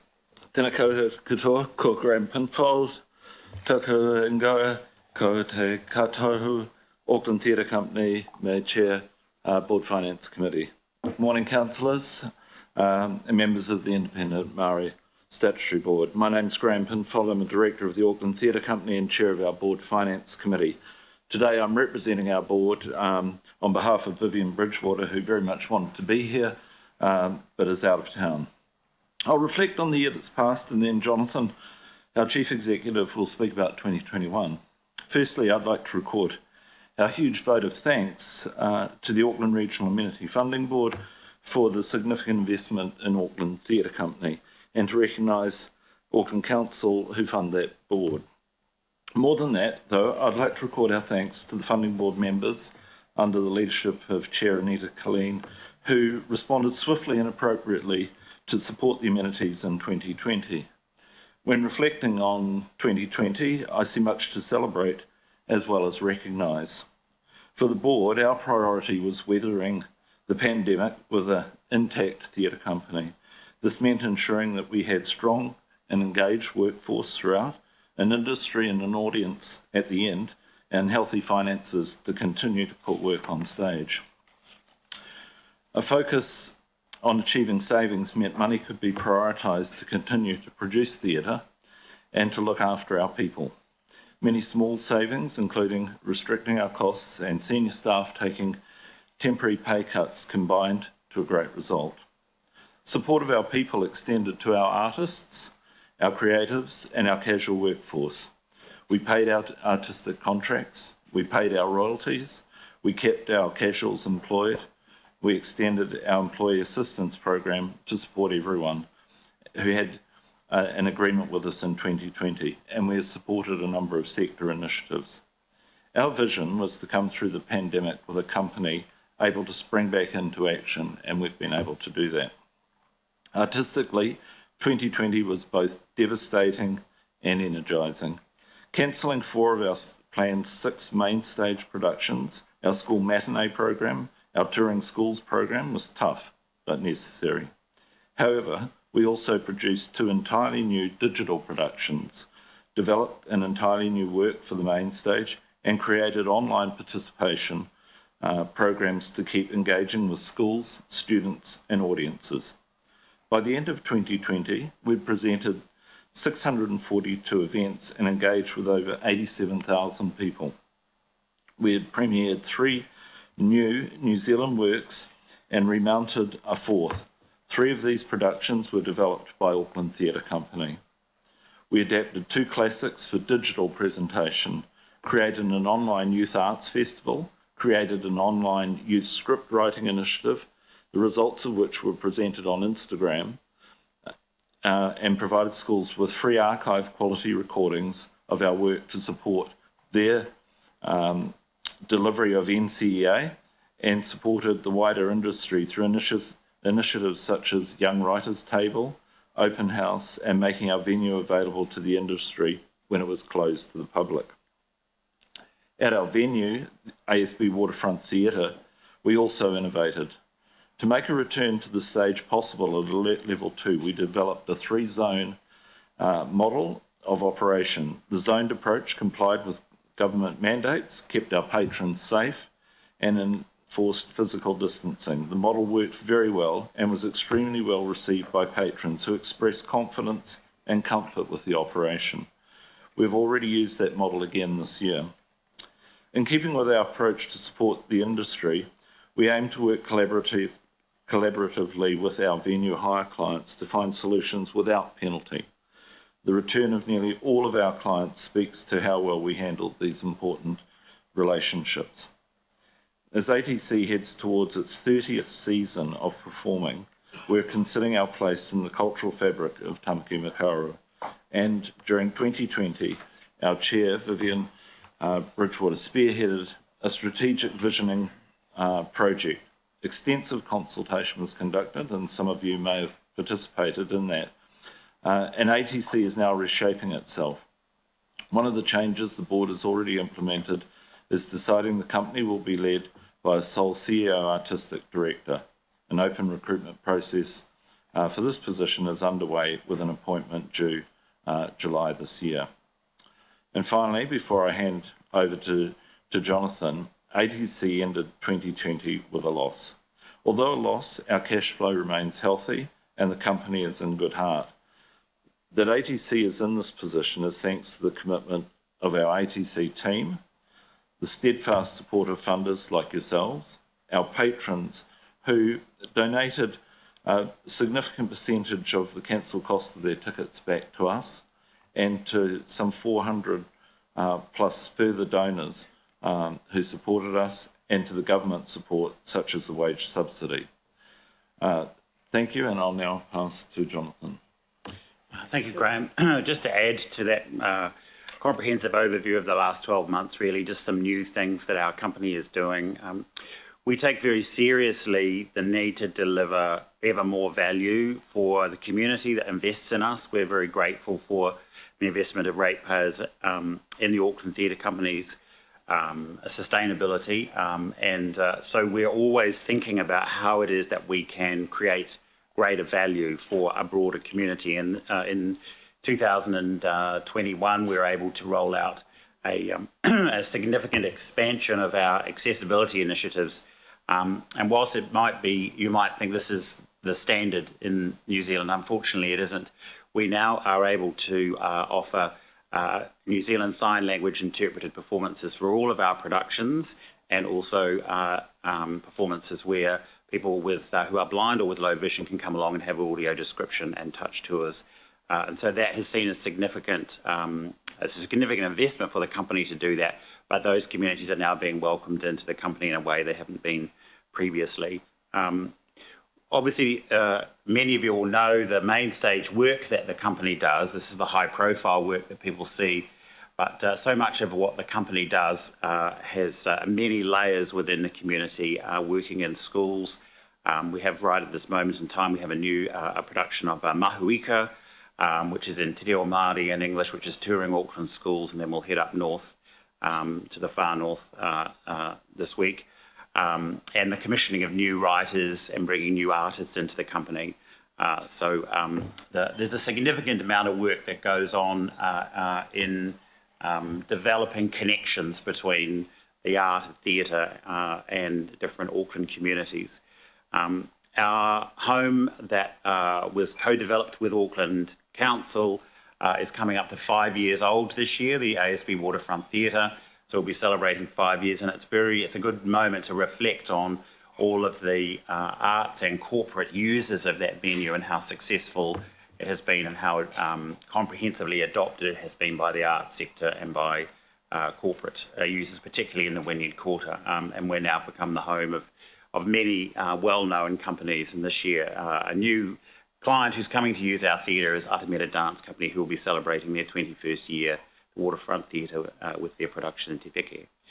The last point that I will just make is that this year, our ground lease commitment to Auckland Council, this is a $5 million payment for the land that the Waterfront Theatre sits on, falls due, and we all know that that's a challenge for us together to solve. And I want to just to acknowledged the Mayor's willingness to look at this constructively, and he's asked officers to work collaboratively with Auckland Theatre Company to come up with some solutions and report back, and we're doing that at the moment. And I'm very confident that we'll find something that works for all of us. So we're welcome to take your questions at this point. Thank you.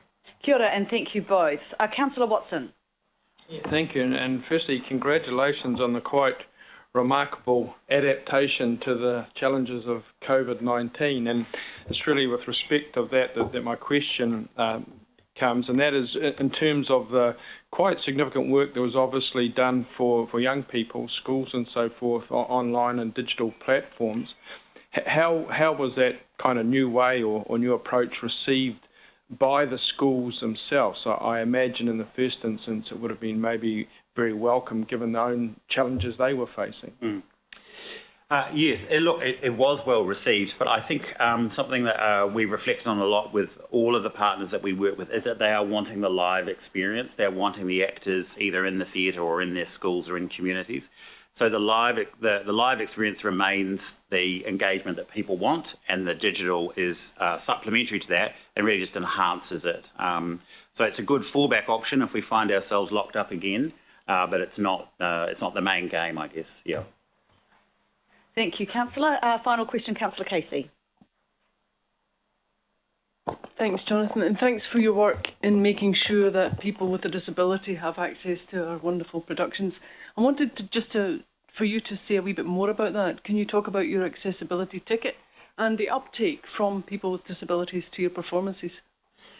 Yeah, very briefly. What this initiative is now, we're now in our second year. Essentially speaking, if you are from the blind or low vision community, or you are a user of a wheelchair, or you are deaf or hard of hearing, you can access a $20 ticket, and you can bring a companion for $20. And then for those communities that require specific services such as NZSL interpretation, we provide that, and that's on specific performances.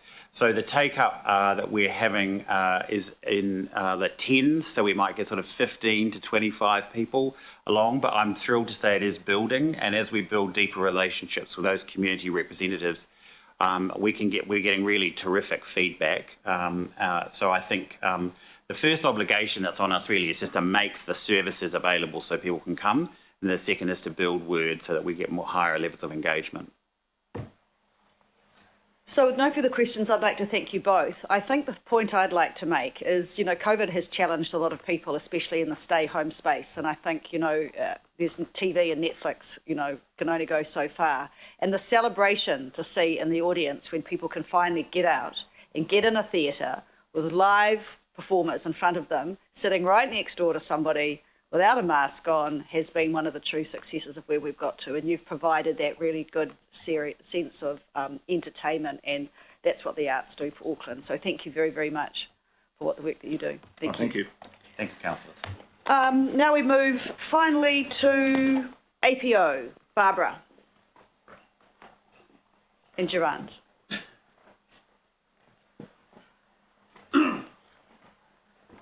Another opportunity to provide Aucklanders a wonderful experience. Yes, kia ora. Good morning, everybody, and thank you for the opportunity to come and talk to you today. I'm here with my chairman, Geraint Martin. So first of all, we'll just would you like to just start? If I could just say very quickly a couple of words. Kia ora to everybody. Like the ATC, I would just like to say a huge thank you to Auckland Council, collectively and individually, and ARAFA, in the support, both practical and moral, that you gave us throughout COVID. Without that, 2020 will look much bleaker than it turned out to be. And I think as a result of that, we do have an infrastructure for the arts and culture in Auckland which is intact, which is not true to say of many other cities. It is not an exaggeration to say for many months we were the only professional city orchestra in the world to be playing live music on a stage. And that is a remarkable feeling to be able to say that, even to the extent we ended up giving support to the education program of Carnegie Hall in New York, because they couldn't play, so they asked us to actually play for them to deliver an education program.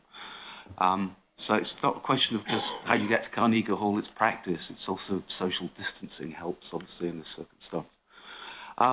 So I would just like to say, again, a huge thank you, and I would really very much congratulate Auckland Council in some of the brave decisions that were taken throughout COVID. Thank you. Thank you. So some of our key achievements for the last 12 months, I guess the first one is really at a very basic level, survival. And I think that really happened because our board thankfully decided not to be overreactive with COVID and just to take stock. We recognised that once we were through the worst of COVID, we would need to have the ability to reboot very quickly. And so a lot of our decision making was focused on that rather than kind of shrink and run for cover. And that all proved to be a good decision because as soon as we were open again, all of our concerts were full.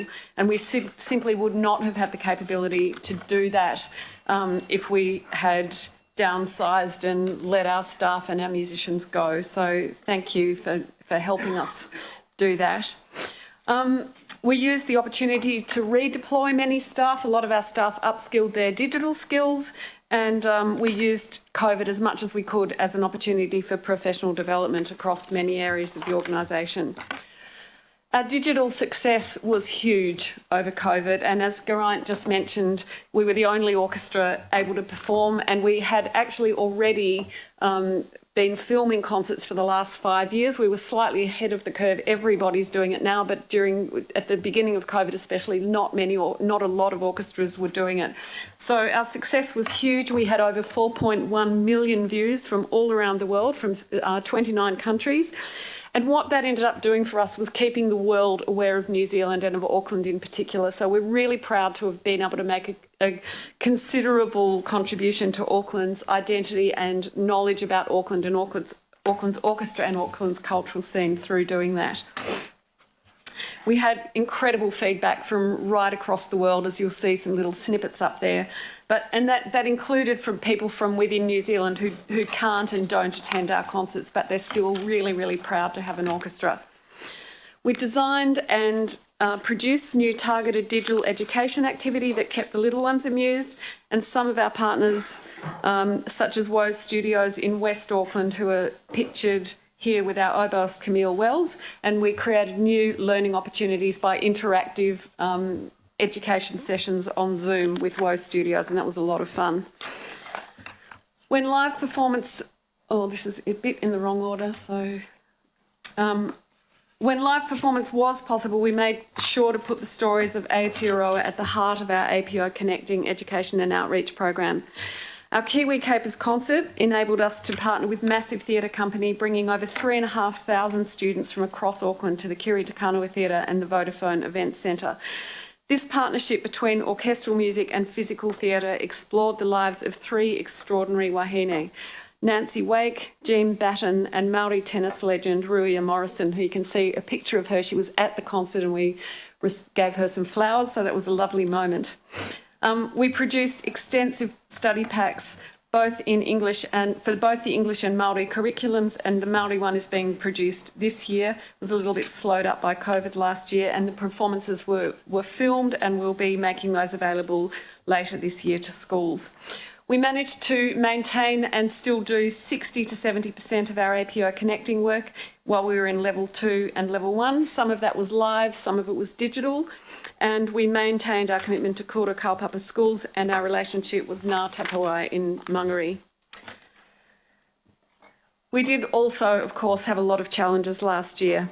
And I guess one of the biggest ones was actually it was incredibly tough for our musicians whose whole sense of identity is being a musician and performing, and all of a sudden they couldn't and they didn't know when they could again. And personally, I spent a lot of time on the phone to the musicians, various musicians who were struggling with just not being able to perform, and we were really trying as hard as we could to pivot as quickly as we could to enable them to do things digitally that would really help them and help the APO. But I just want to actually recognise what a tough year it was for them as well as for the staff. It was quite difficult.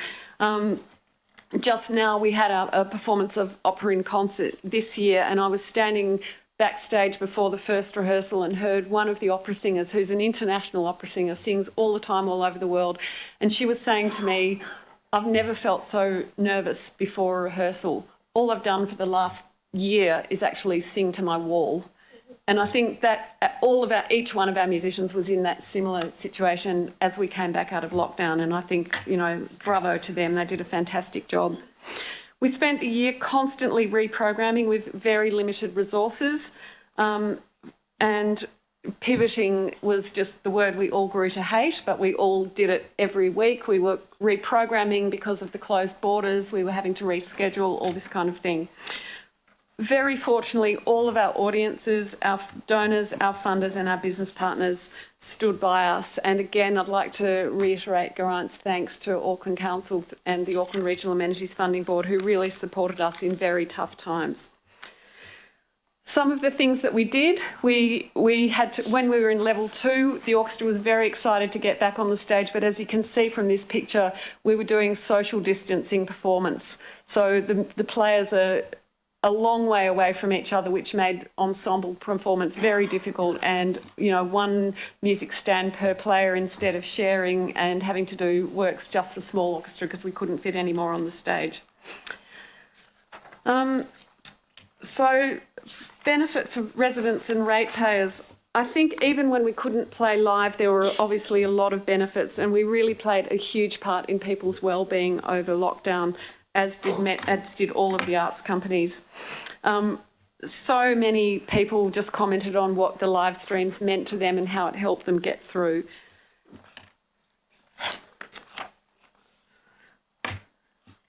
So this slide just shows a study that we undertook at the end of last year, just about, we've been hearing for a long time about the benefits of our program, our education program, and we decided while we had the time in 2020 that on a strategic level we'd do some more research about this. So we engaged Bill English's Impact Lab, who used the same treasury model that is underpinning today's budget, so watch out for that. And we looked at what the social benefits were of APO's education program. So Impact Lab uses Treasury data to calculate social return on investment, so there's a lot of science behind it. And what it shows for us, we got them to analyse 2 separate parts of programs that we do.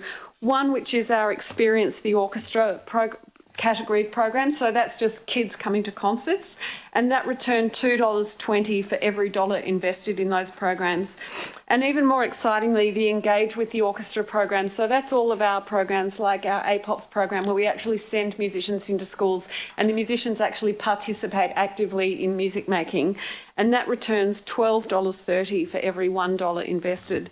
So they're both really fantastic results. They blew us away, and I think, to be honest, they blew Impact Lab away as well. Some of the measures included increased specialised skills, increased academic achievement, and improved mental and physical health. We knew a lot of this anecdotally, but it's just wonderful for us to actually have the science behind that now to really prove our value if you want to measure it like that. There's another slide of people watching us. So impacts for our initiatives for 2021. So as I'm sure you all know, we're working this year to be able to put our musicians onto a salary model, which is really fantastic. And again, an enormous thanks to Auckland Council for supporting that much needed move that we've been wanting to do for many, many years. And it will help us to do more of that kind of flexible work to contribute even more to Auckland. It's only possible because of the support of our city, and it recognises the integral role that we do and can play in our city's identity and our city's well-being. Learning from COVID, we know that there's real benefit in being digitally ready, she says, flicking back through the slides. And with a grant from Creative New Zealand this year, we're filming a lot more concerts, including some of our education concerts, so that we can help schools and families in the event of another lockdown. Like ATC, we have absolute evidence that really what people want from an orchestra is to come live, and the sense of celebration and well-being when our audiences can come together is you have to be there to see it. So I hope you can all get along at some point. Yeah, so that's, I think, one of the things that we're going to be looking at more this year. Doing more digital things. We're augmenting our material with listening guides, so we're looking at a lot more depth in our digital material that will be available in the event of a lockdown. We'll also be doing more digging into the research that Impact Lab done to see how has done, so we can see how to strategically and practically translate those findings into more and deeper experiences for the students of Auckland and the people of Auckland. Another challenge that we're dealing with at the moment, as I know that you are all aware of, is our challenge with Auckland Transport. And we have just been doing some click and count data outside our concerts. Last week we had 147 people that were dropped off at the Queen Street entrance with walkers and mobility issues. So we're working hard with our group of arts organisations and Auckland Unlimited to ensure that whatever solutions Auckland Transport come up with, and we absolutely applaud the need for a greener and friendlier centre city, but we really need to find a way that it can also incorporate solutions for the people that come to events across the city in the ATIA precinct. So again, thank you very much for your support and happy to take any questions. Thank you both. I really love the impact language stuff, the social ROI. I think that's good. And I've had a chat to our CFO and we might just come and pick your brains on that because that's sounding really exciting. First question though from Councillor Casey. Yeah, thanks, Barbara. I'm interested in finding out if COVID caused you any difficulty in retaining players and recruiting players. And I was just having a look at your vacancies at the moment and there are 4. So just to tell me how it's been. Yeah, it has been difficult. We had, like a lot of organisations, we did have musicians who just took the opportunity of lockdown to kind of reconsider their life options. And we have lost some players from that. One of them's gone off to do some further study in a completely different field. Another one's taken a job at the university. I mean, this is also, I'm sure, partly remuneration issues. And hopefully those are going to be fixed as we move the musicians onto salary, because it has been really, really difficult. And I know that has also caused a lot of stress for people. So I think there's 2 strands of it. Remuneration was definitely one and a life rethink was another one. So that's happened with a couple of staff members too, some of our staff who have family overseas who have just kind of felt the urge to go home, unfortunately for us. And recruitment has been extremely difficult, extremely difficult. We do recruit quite a lot of musicians internationally, and of course we haven't been able to get them into the country. So we do have quite a few gaps at the moment. Again, I think once we have the orchestra on salary, those sort of the musician positions will, I'm hoping, be easier to fill because people know what they're coming to instead of the massive instability at the moment where they're applying for a job and we can't even tell them how much they're going to earn because it's so dependent on the environment. Supplementary, if you haven't got 2 first violins, what do? Do you plug the gap with how? It varies. Sometimes we can borrow players from other parts of New Zealand. Sometimes we have extra musicians who are on our extra list but not in the orchestra that we can use as ring-ins, that kind of thing. So, I mean, every orchestra in the world grapples with this. It's not unique to us, but it has.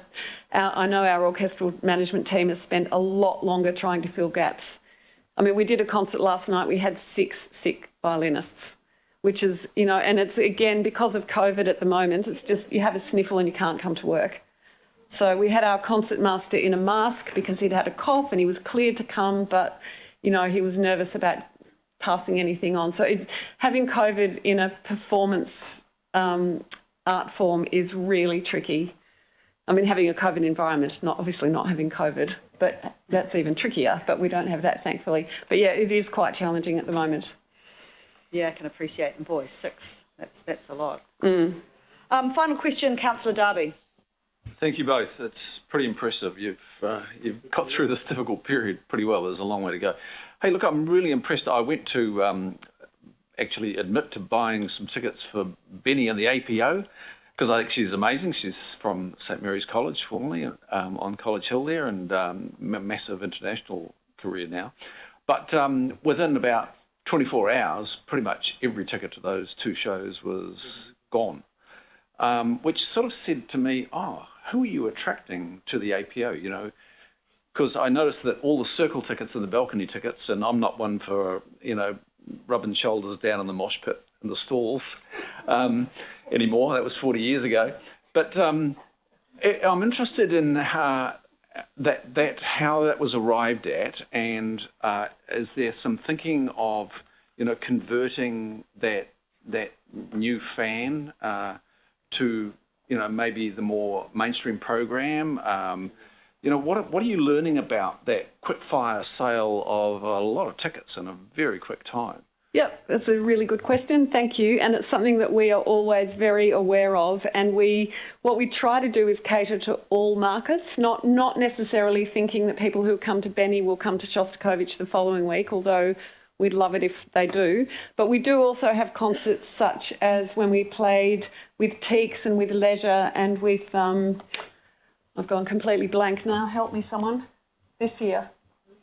Louis Baker this year, where half the concert is orchestral music and then the other half is with the artist, and they're more popular artists appealing to youth, but actually what it does is initiate people who may never have heard just a straight orchestral performance to maybe come back later. And I was sitting at our concert last night as another example with some young people from our sponsoring company for that series, MetLife Care. They'd never been in the town hall, they'd never been to an orchestral concert before, and they absolutely loved it. So I think for APO, and I know for a lot of other arts organisations as well that are the kind of more traditional art forms, it's about finding those gateways in, and there's no one size fits all with that, but we're really aware of that and we're trying it in all sorts of different ways. And the way that we tend to think of it is we're not necessarily trying to funnel everybody into Beethoven on a Thursday night, although we love it when that happens, but we're also catering to really diverse audiences with a variety of the kinds of concerts that we do. Does that make sense? Yeah. So look, thank you, Gerard and Barbara. Thank you very much for your presentation. I know that my colleagues join with me in thanking you very much. We're very proud of our very own Philharmonic Orchestra. So thank you very much for the work you do for Auckland. Thank you. Councillors, that takes me, and Mayor, that takes us to the resolution of thanks for all the amenities. I'd like to move. Do I have a seconder? Councillor Cooper, thank you. All those in favour say aye. Aye. Against, thank you. Ladies and gentlemen, I want to try do one before lunch, please, and that's now the item 9, the disposal recommendation of Amersham Way, which is moved by Councillor Filipaina on the floor and a seconder from the Deputy Mayor. Anthony, welcome. Good afternoon. Carl. I'd just like to introduce my colleague Carl May. He's a portfolio specialist, so he knows all the technical details, so I don't have to wing it. That's really great. I take it the report is read. So today, Eke Panuku is recommending the disposal of part of 16 Amersham Way, Manukau. I'll just pass over to Carl. He's got the details about how it's a severance parcel and all the juicy details. Ngā mihi o te wā, kia koutou, ke Eke Panuku e mahi ana, ko Carl May taku ingoa. As Anthony says, I'm a portfolio specialist. Yes, our report seeks approval of the committee to dispose of a council-owned parcel of land at 16 Amersham Way. A bit of background, Eke Panuku is preparing Katuku House at 4 Osterley Way, Manukau, for market as part of the corporate property disposal programme. This property was cleared for disposal by the committee on the 15th of May 2018. Katuku House is landlocked. The title contains the building and nothing else. To the rear is the council-owned car park at 14 Davis Avenue. To the front is 16 Amersham Way, that is Manukau Plaza. Katuku House is actually set back a bit from the plaza. It's sort of en echelon from the other properties to either side. Also, Osterley Way, where it crosses Manukau Plaza, is not actually legal road. Although it is a formed road, and although it is maintained by Auckland Transport, legally it is part of the plaza. So, with Katuku House being landlocked, this is not a problem while Auckland Council owns Katuku House, 14 Davies and the Plaza, but when it comes to a disposal, it's something of a glitch. So the solution that we propose is to legalise Osterley Way under the Public Works Act, and this will have the effect of severing a parcel of land that currently serves as the forecourt of Katuku House, but which is legally part of Manukau Plaza.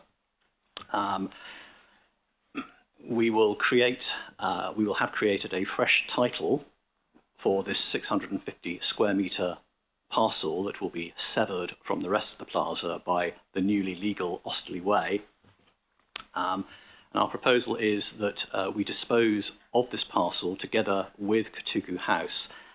This will have the effect of giving Katuku House legal access to a legal road, and will also unlock the development potential, additional development potential of Katuku House. And I pass back to Anthony, who will walk us through the consultation. Yes. Thank you. So, well, Eke Panuku has consulted with council departments and CCOs and with the Otara Papatoetoe Local Board about the proposed disposal. Feedback has been supportive. In terms of engagement with Mana Whenua, as you'll be aware, Eke Panuku has been engaging with Mana Whenua regarding the wider Transform Manukau work since 2016. Additional consultation was carried out by Council's corporate property team regarding the disposal of Katuku House in 2018. We believe that two iwi entities have lodged commercial interests, i.e. purchaser interest if the property, once the property comes on the market. We have undertaken additional consultation with iwi entities regarding any issues of cultural significance with the 650 metre area. We haven't had any feedback to date, but if the area is approved for disposal, we will continue to engage with them as part of our standard disposal process, including when Katuku House comes on the market. Kia ora, thank you very much. It's very succinct. Any questions? Councillor Casey. What's the value uplift if you add that piece of land onto the Katuku House? We've not had evaluation report done yet on the value of the parcel and how it adds value to Katuku House, but I can say that because of the latent value that will be unlocked, the value of the whole will be greater than the sum of its parts. Sounds like a mathematical equation. I've heard that before. Right, no further questions. It's got a mover and a seconder. I'll take it to the vote. All those in favour say aye. Aye. Against? Carried. Thank you very much, gentlemen. And committee members will break for 30 minutes. I'll see you back at 12:45. Thank you.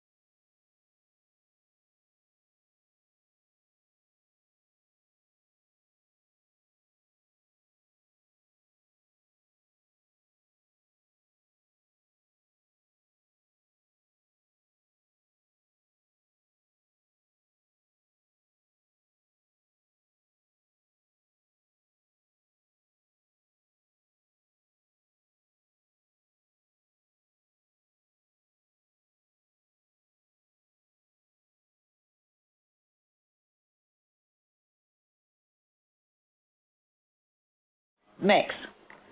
Kia ora, welcome back everybody. We haven't quite got a quorum, so if member Coombe and Cooper could sit down, that might help us. 1, 2, 3, 4, 5, 6, 7, 8, 9, 10, 11. Let's go. And Deputy Chair's coming. Right, ladies and gentlemen, we now have the third quarter financial report. Obviously it's post because March is to the 31st of March. March is finished.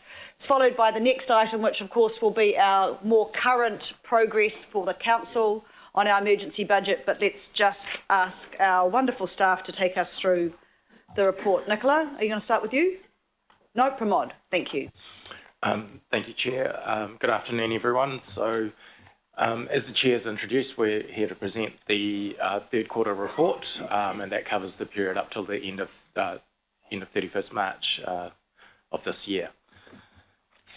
We've had the CCOs and Ports of Auckland come present earlier this week at the CCO Oversight Committee on their quarterly reports. So the report that we'll be covering today I'll provide a lead off and provide an overview of the group financial performance. John will provide an update on the debt picture, and Nicola and Karina will present on the Auckland Council performance for that period. In terms of our capital delivery to the end of March, we're tracking at about 91% of budget for the same period and about 6% below the same period when compared to the same period last year. The main cause for the variances related to the late adoption of the emergency budget, and we've also been impacted by subsequent lockdowns as well. We've also had some projects and programs delayed, such as land acquisitions, and more recently, as I've advised in previous emergency budget updates, supply chain issues are also impacting the delivery of some projects. In terms of the operating performance, as you can see from the results on the slides up there, it's continued to be very favourable, both direct revenue and direct expenditure performing very well against the year-to-date budgets. Our revenue picture is still performing much better than expected, mainly from Watercare's infrastructure growth charge revenue, and as well as connections, and for Auckland Council, the consenting volumes have been much better than expected. The other thing that's helped in that space is the Waka Kotahi public transport revenue shortfall that they've been topping up to date, and that will continue through to the end of June. In terms of the expenditure side, we've had delays in some projects, again, similar reasons with late adoption of the emergency budget, as well as some permanent savings around things like cleaning costs that were expected to be much higher in anticipation of, and uncertainty around how the COVID picture would evolve.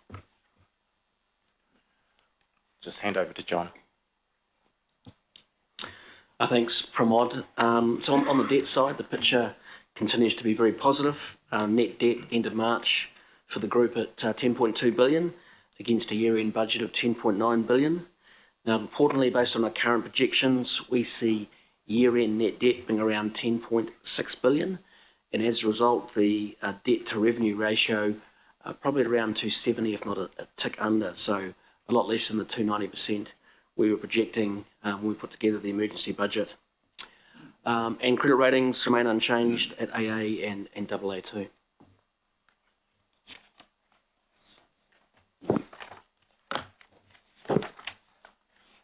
In terms of our group FTEs, at the end of March, compared to the end of the previous financial year, overall the group FTEs have reduced by around 215.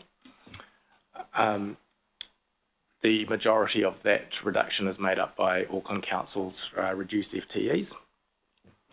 Earlier this month, a memo has been provided to all councillors from the Deputy Chief Executive, which outlines more detail on how the FTE picture is looking to date and how it's likely to progress through the year. The key things that were covered in the report were, at the time the emergency budget was adopted, and to support our savings target, there was an estimate of where the FTE picture might end, finish off at the end of this year, which was around the figure of 6,000 FTEs. As we progressed through the year,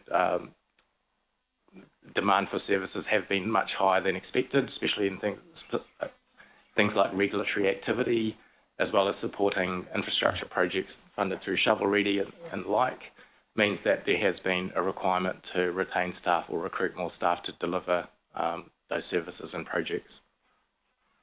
In other areas such as Auckland Transport and Water Care as well, you've seen some increase in FTEs, and again that's to support some of the larger infrastructure projects, drought and related investment, and some of the FTE increases are also related to activities that generate more revenue for council.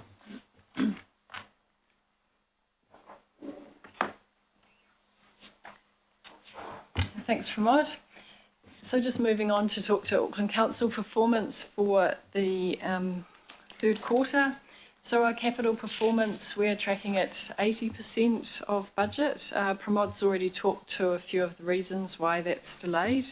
Just wanted to add, I guess, on the positive side that we completed the America's Cup infrastructure coming in around 4 million under budget. So had a savings there.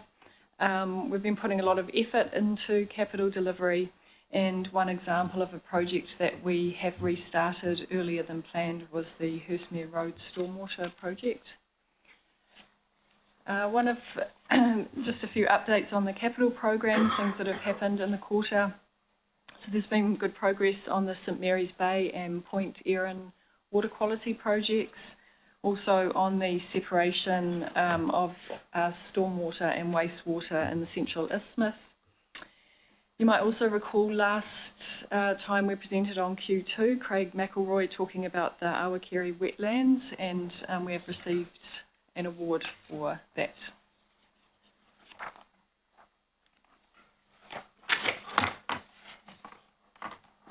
Some of you will have attended the opening of the new Takanini Community Hub, which just snuck into this quarter as well. Pretty amazing building, one which we have leased and not built, and it was designed in collaboration with Mana Whenua.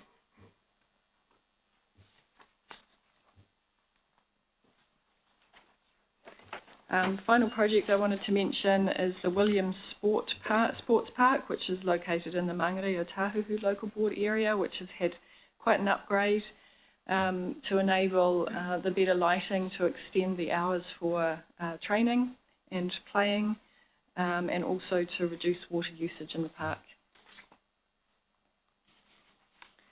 In terms of the operating performance, consistent with what we've presented to you previously on the emergency budget updates, and as Pramod mentioned as well, the consent volumes really driving up the regulatory fee revenue that we've received this year. I'll hand over to Karuna, who will talk to the other performance measures.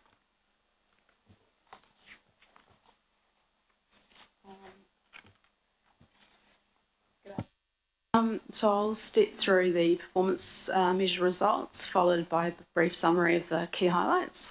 So out of the 80 measures, 27 were updated, and of those 14 that were not met, these are the ones that continue to be impacted as a result of COVID-19. There were also some targets that were not met for performance measures related to customer satisfaction in the regulatory space, but we are working to address customer concerns with the business optimisation work that is underway. On a positive note, in addition to what's noted up there, we met customer satisfaction targets and resource consents alongside our food and licensing services. As you can also see up there, the record consenting volumes continue to impact performance levels with the ongoing challenges in finding appropriate resource.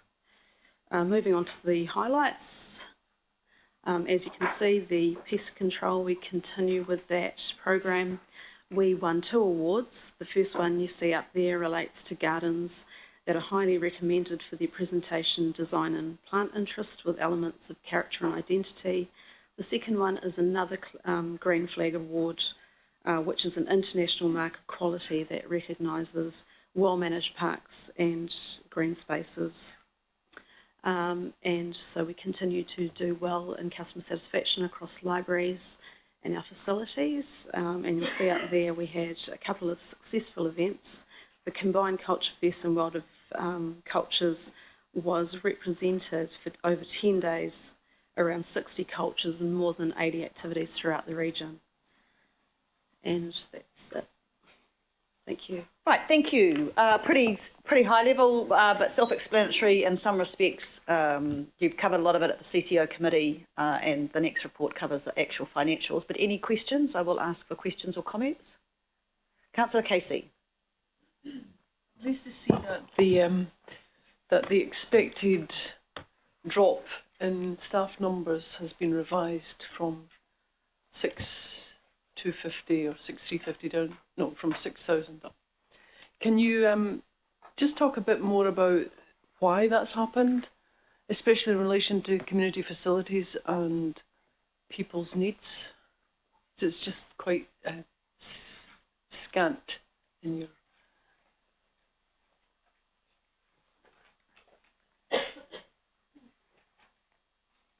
Want to come back to her? Yeah, we were hoping to have some more support on that. Hi, Madam Chair. It's Patricia here. Can you hear me? Madam Deputy Chief Executive, how are you? I'm in the office. Councillor Casey, to respond to your query, the reason for the increase from 6,000 is because, as you all know, the pressure around increasing volumes in regulatory. Also, there are some areas, in particular planning, governance, and ICT, where there are vacancies that have been held. I mean, in some of those areas, for example, ICT, attracting the labour that we need is particularly difficult at the moment, but obviously we're trying all avenues. In relation to customer and community services, they have had some change processes underway, which has meant that a number of vacancies have been held. And so what we're saying now, with the increase that we requested from governing body, is that we are in a position to start filling them in the parts of customer and community services, particularly active rec, where we need extra resource. Hope that answers the question. All right, Councillor. So, Patricia, what's that active rec? Sorry, active recreation. That's our leisure centres and pools, Councillor. Thanks. All good, Councillor? Councillor Dalton. Thank you.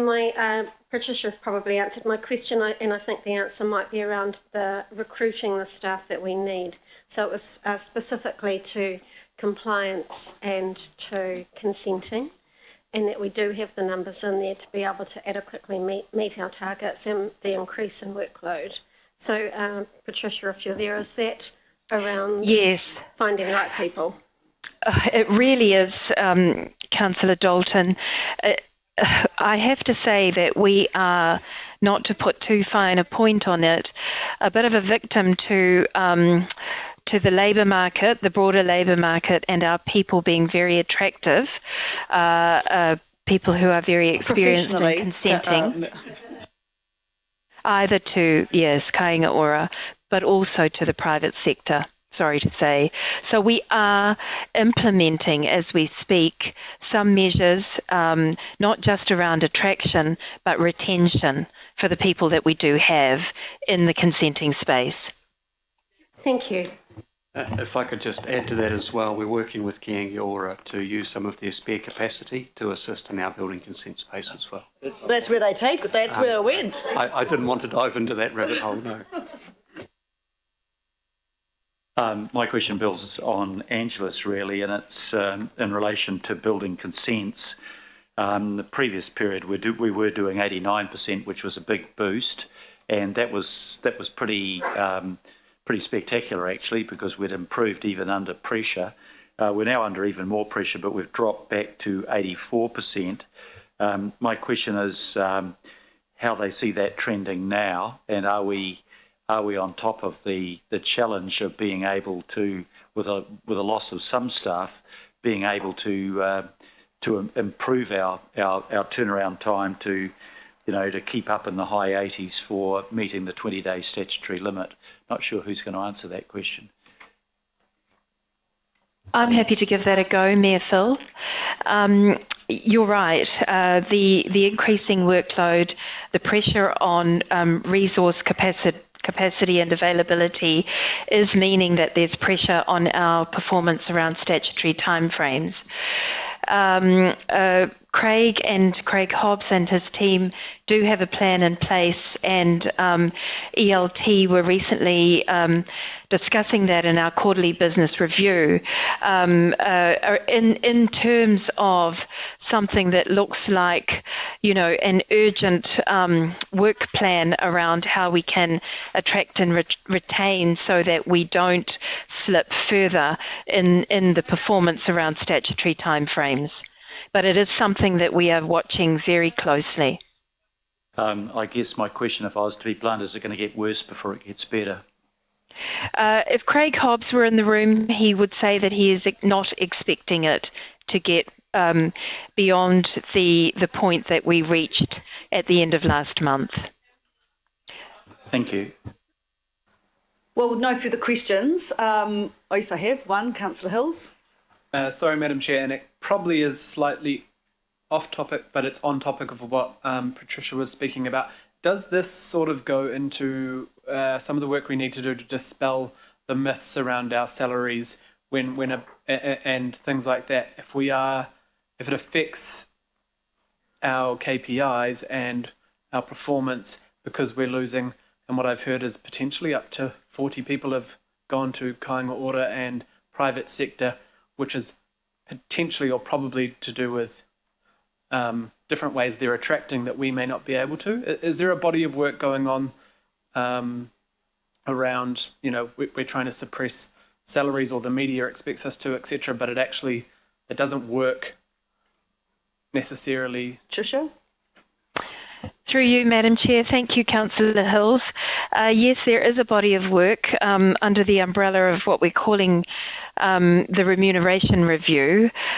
Look, it's a moving feast, and our REM in comparison to market rates is of particular interest in some areas, like ICT and now consenting and planning.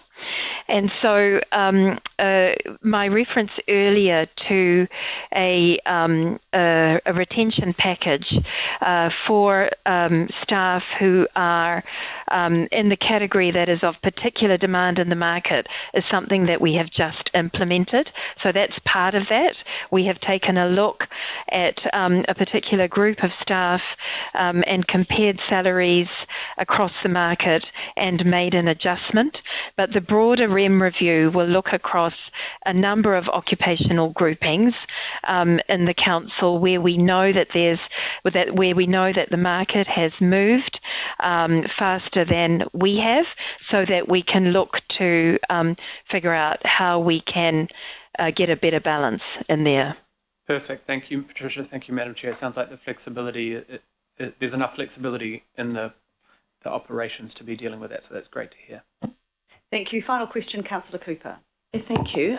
Just when we're using spare capacity for kāinga ora, do we have to hire them at the rates they're paid at kāinga ora? I can answer that, Councillor Cooper.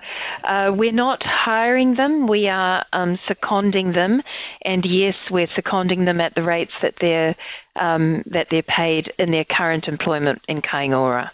Be better to pay them more here and keep them, I guess. Anyway, that's a plan, isn't it? Exactly the point of the retention package. Thank you. Thank you, Patricia.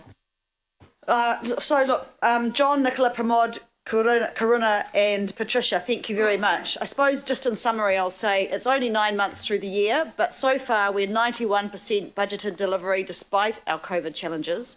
We're 114 million ahead of budget for revenue. We're 309 million favourable to budget for operating expenditure. Our debt to assets, whilst it's eye-wateringly large, is only 18% of our assets. And if your mortgage at home was 18% of your house value, that wouldn't be too bad. Still within the 270 limit. And I think our staff have done incredibly well. Good luck for the next 3 months. We're 1 month down and 2 to go. So thank you very much to you all. I've got a mover for myself, seconded by the Bishop, the Mayor. All those in favour say aye. Against, carried. Thank you. Now we get the more later update against our emergency budget, and we stay with Nicola and Pramod for our May results, as for April.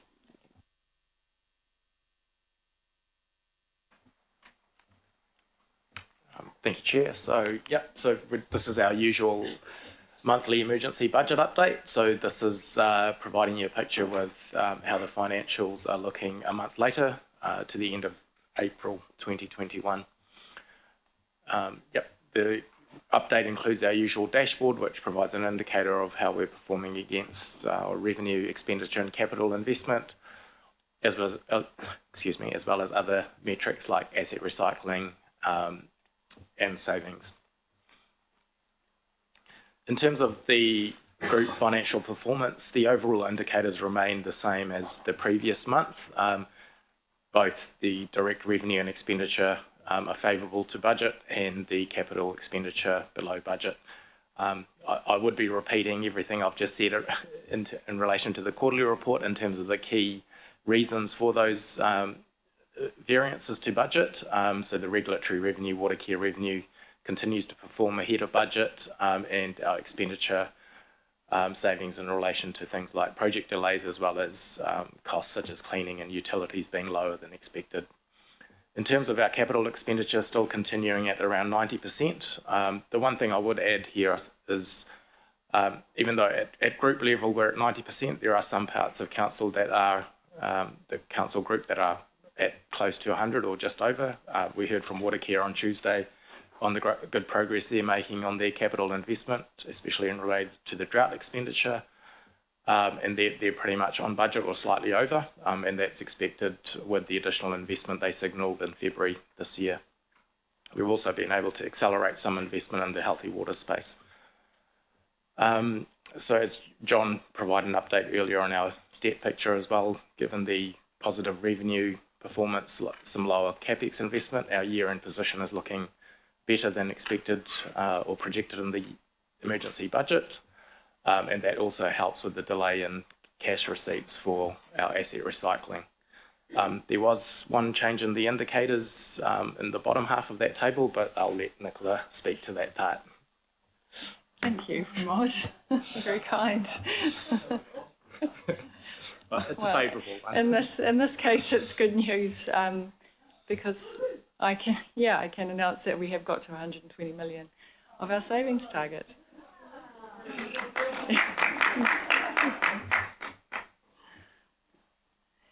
Happy to take any questions. Right, any questions? Well done. I'll be happy to move. Do I have a seconder? Deputy Mayor, thank you. All those in favour say aye. Aye. Against, carried. Thank you. Move now to item 12, which is a Treasury Management Policy Review, and ask John Bishop. Oh, here he is.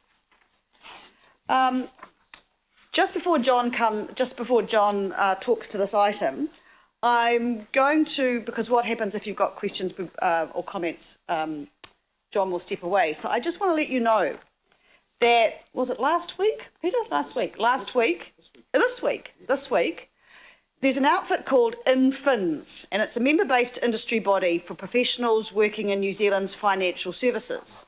It recognises members in both New Zealand and around the world for their honesty, integrity and skill. And regarding their skills, specifically being well-run and attractive to domestic and international investments. And I'm very pleased to advise that John was the winner of the Guardian Trust New Zealand Debt Market Issue of the Year for the 500 million secured unsubordinated 30-year fixed rate green bonds. Please put your hands together and... So huge congratulations. I'm very proud of you. Yeah, look, thank you, Madam Chair. But just to be clear, look, it wasn't an individual award, it was Auckland Council. So, you know, a great deal of thanks goes to the wider Treasury team, our sustainability team, our legal team, and also our internal Treasury Management Steering Group. So, but it was great to be recognised and receive the award. You're very humble, and we know who leads the team. Thank you. Well done. Okay, Treasury Management Policy. Why are we putting this in now? Okay, thank you, Madam Chair. So look, the Treasury Management Policy deals with the most significant aspects of Council's Treasury Policy. It was last reviewed in November of last year, and this reviews the conversations that we've had, especially with our credit rating agencies, since that date. And we've reviewed the limits and policies we have in place to make sure that we can still maintain our AA and AA2 ratings, but potentially give ourselves some more flexibility. The key changes are outlined there. We're looking to increase the debt to revenue policy limit from 270 to 290%. The introduction of a new reporting metrics, which we've mentioned previously, which is the balance after capital account deficit, and that needs to be less than 20% on a 5-year average. Removing the interest to rates limit, and then replacing our liquidity measure with the liquidity measure used by the LGFA. Now, based on the 10-year budget consultation document and the current numbers which have been contemplated for the long-term plan, we can happily operate in the next 10 years within these limits. And while we've been selecting these limits, you know, we have 2 different rating agencies plus covenants through the LGFA. We've typically chosen the most stringent one to comply with. So, for example, if we comply with the debt to revenue ratio set by Standard & Poor's, we're now also going to comply with the LGFA's debt to revenue covenant. So I'll go back to you, Chair, and see if there's any questions. Thank you. So that's why we have to do it, because we can't set a budget next week that potentially goes to 290 if we've got 270 as our limit. Any questions? Councillor Casey. Ports of Auckland are not part of our Treasury Management Policy. I take it they have their own. Have you cited it? Look, you're correct, Councillor Casey, they're not part of our Treasury Management Policy, and no, I haven't received it. Do you think we should be asking to see it? Can we ask in Bill's committee? It's mentioned in the report, place. which is why I'm raising it. Peter, can we ask them?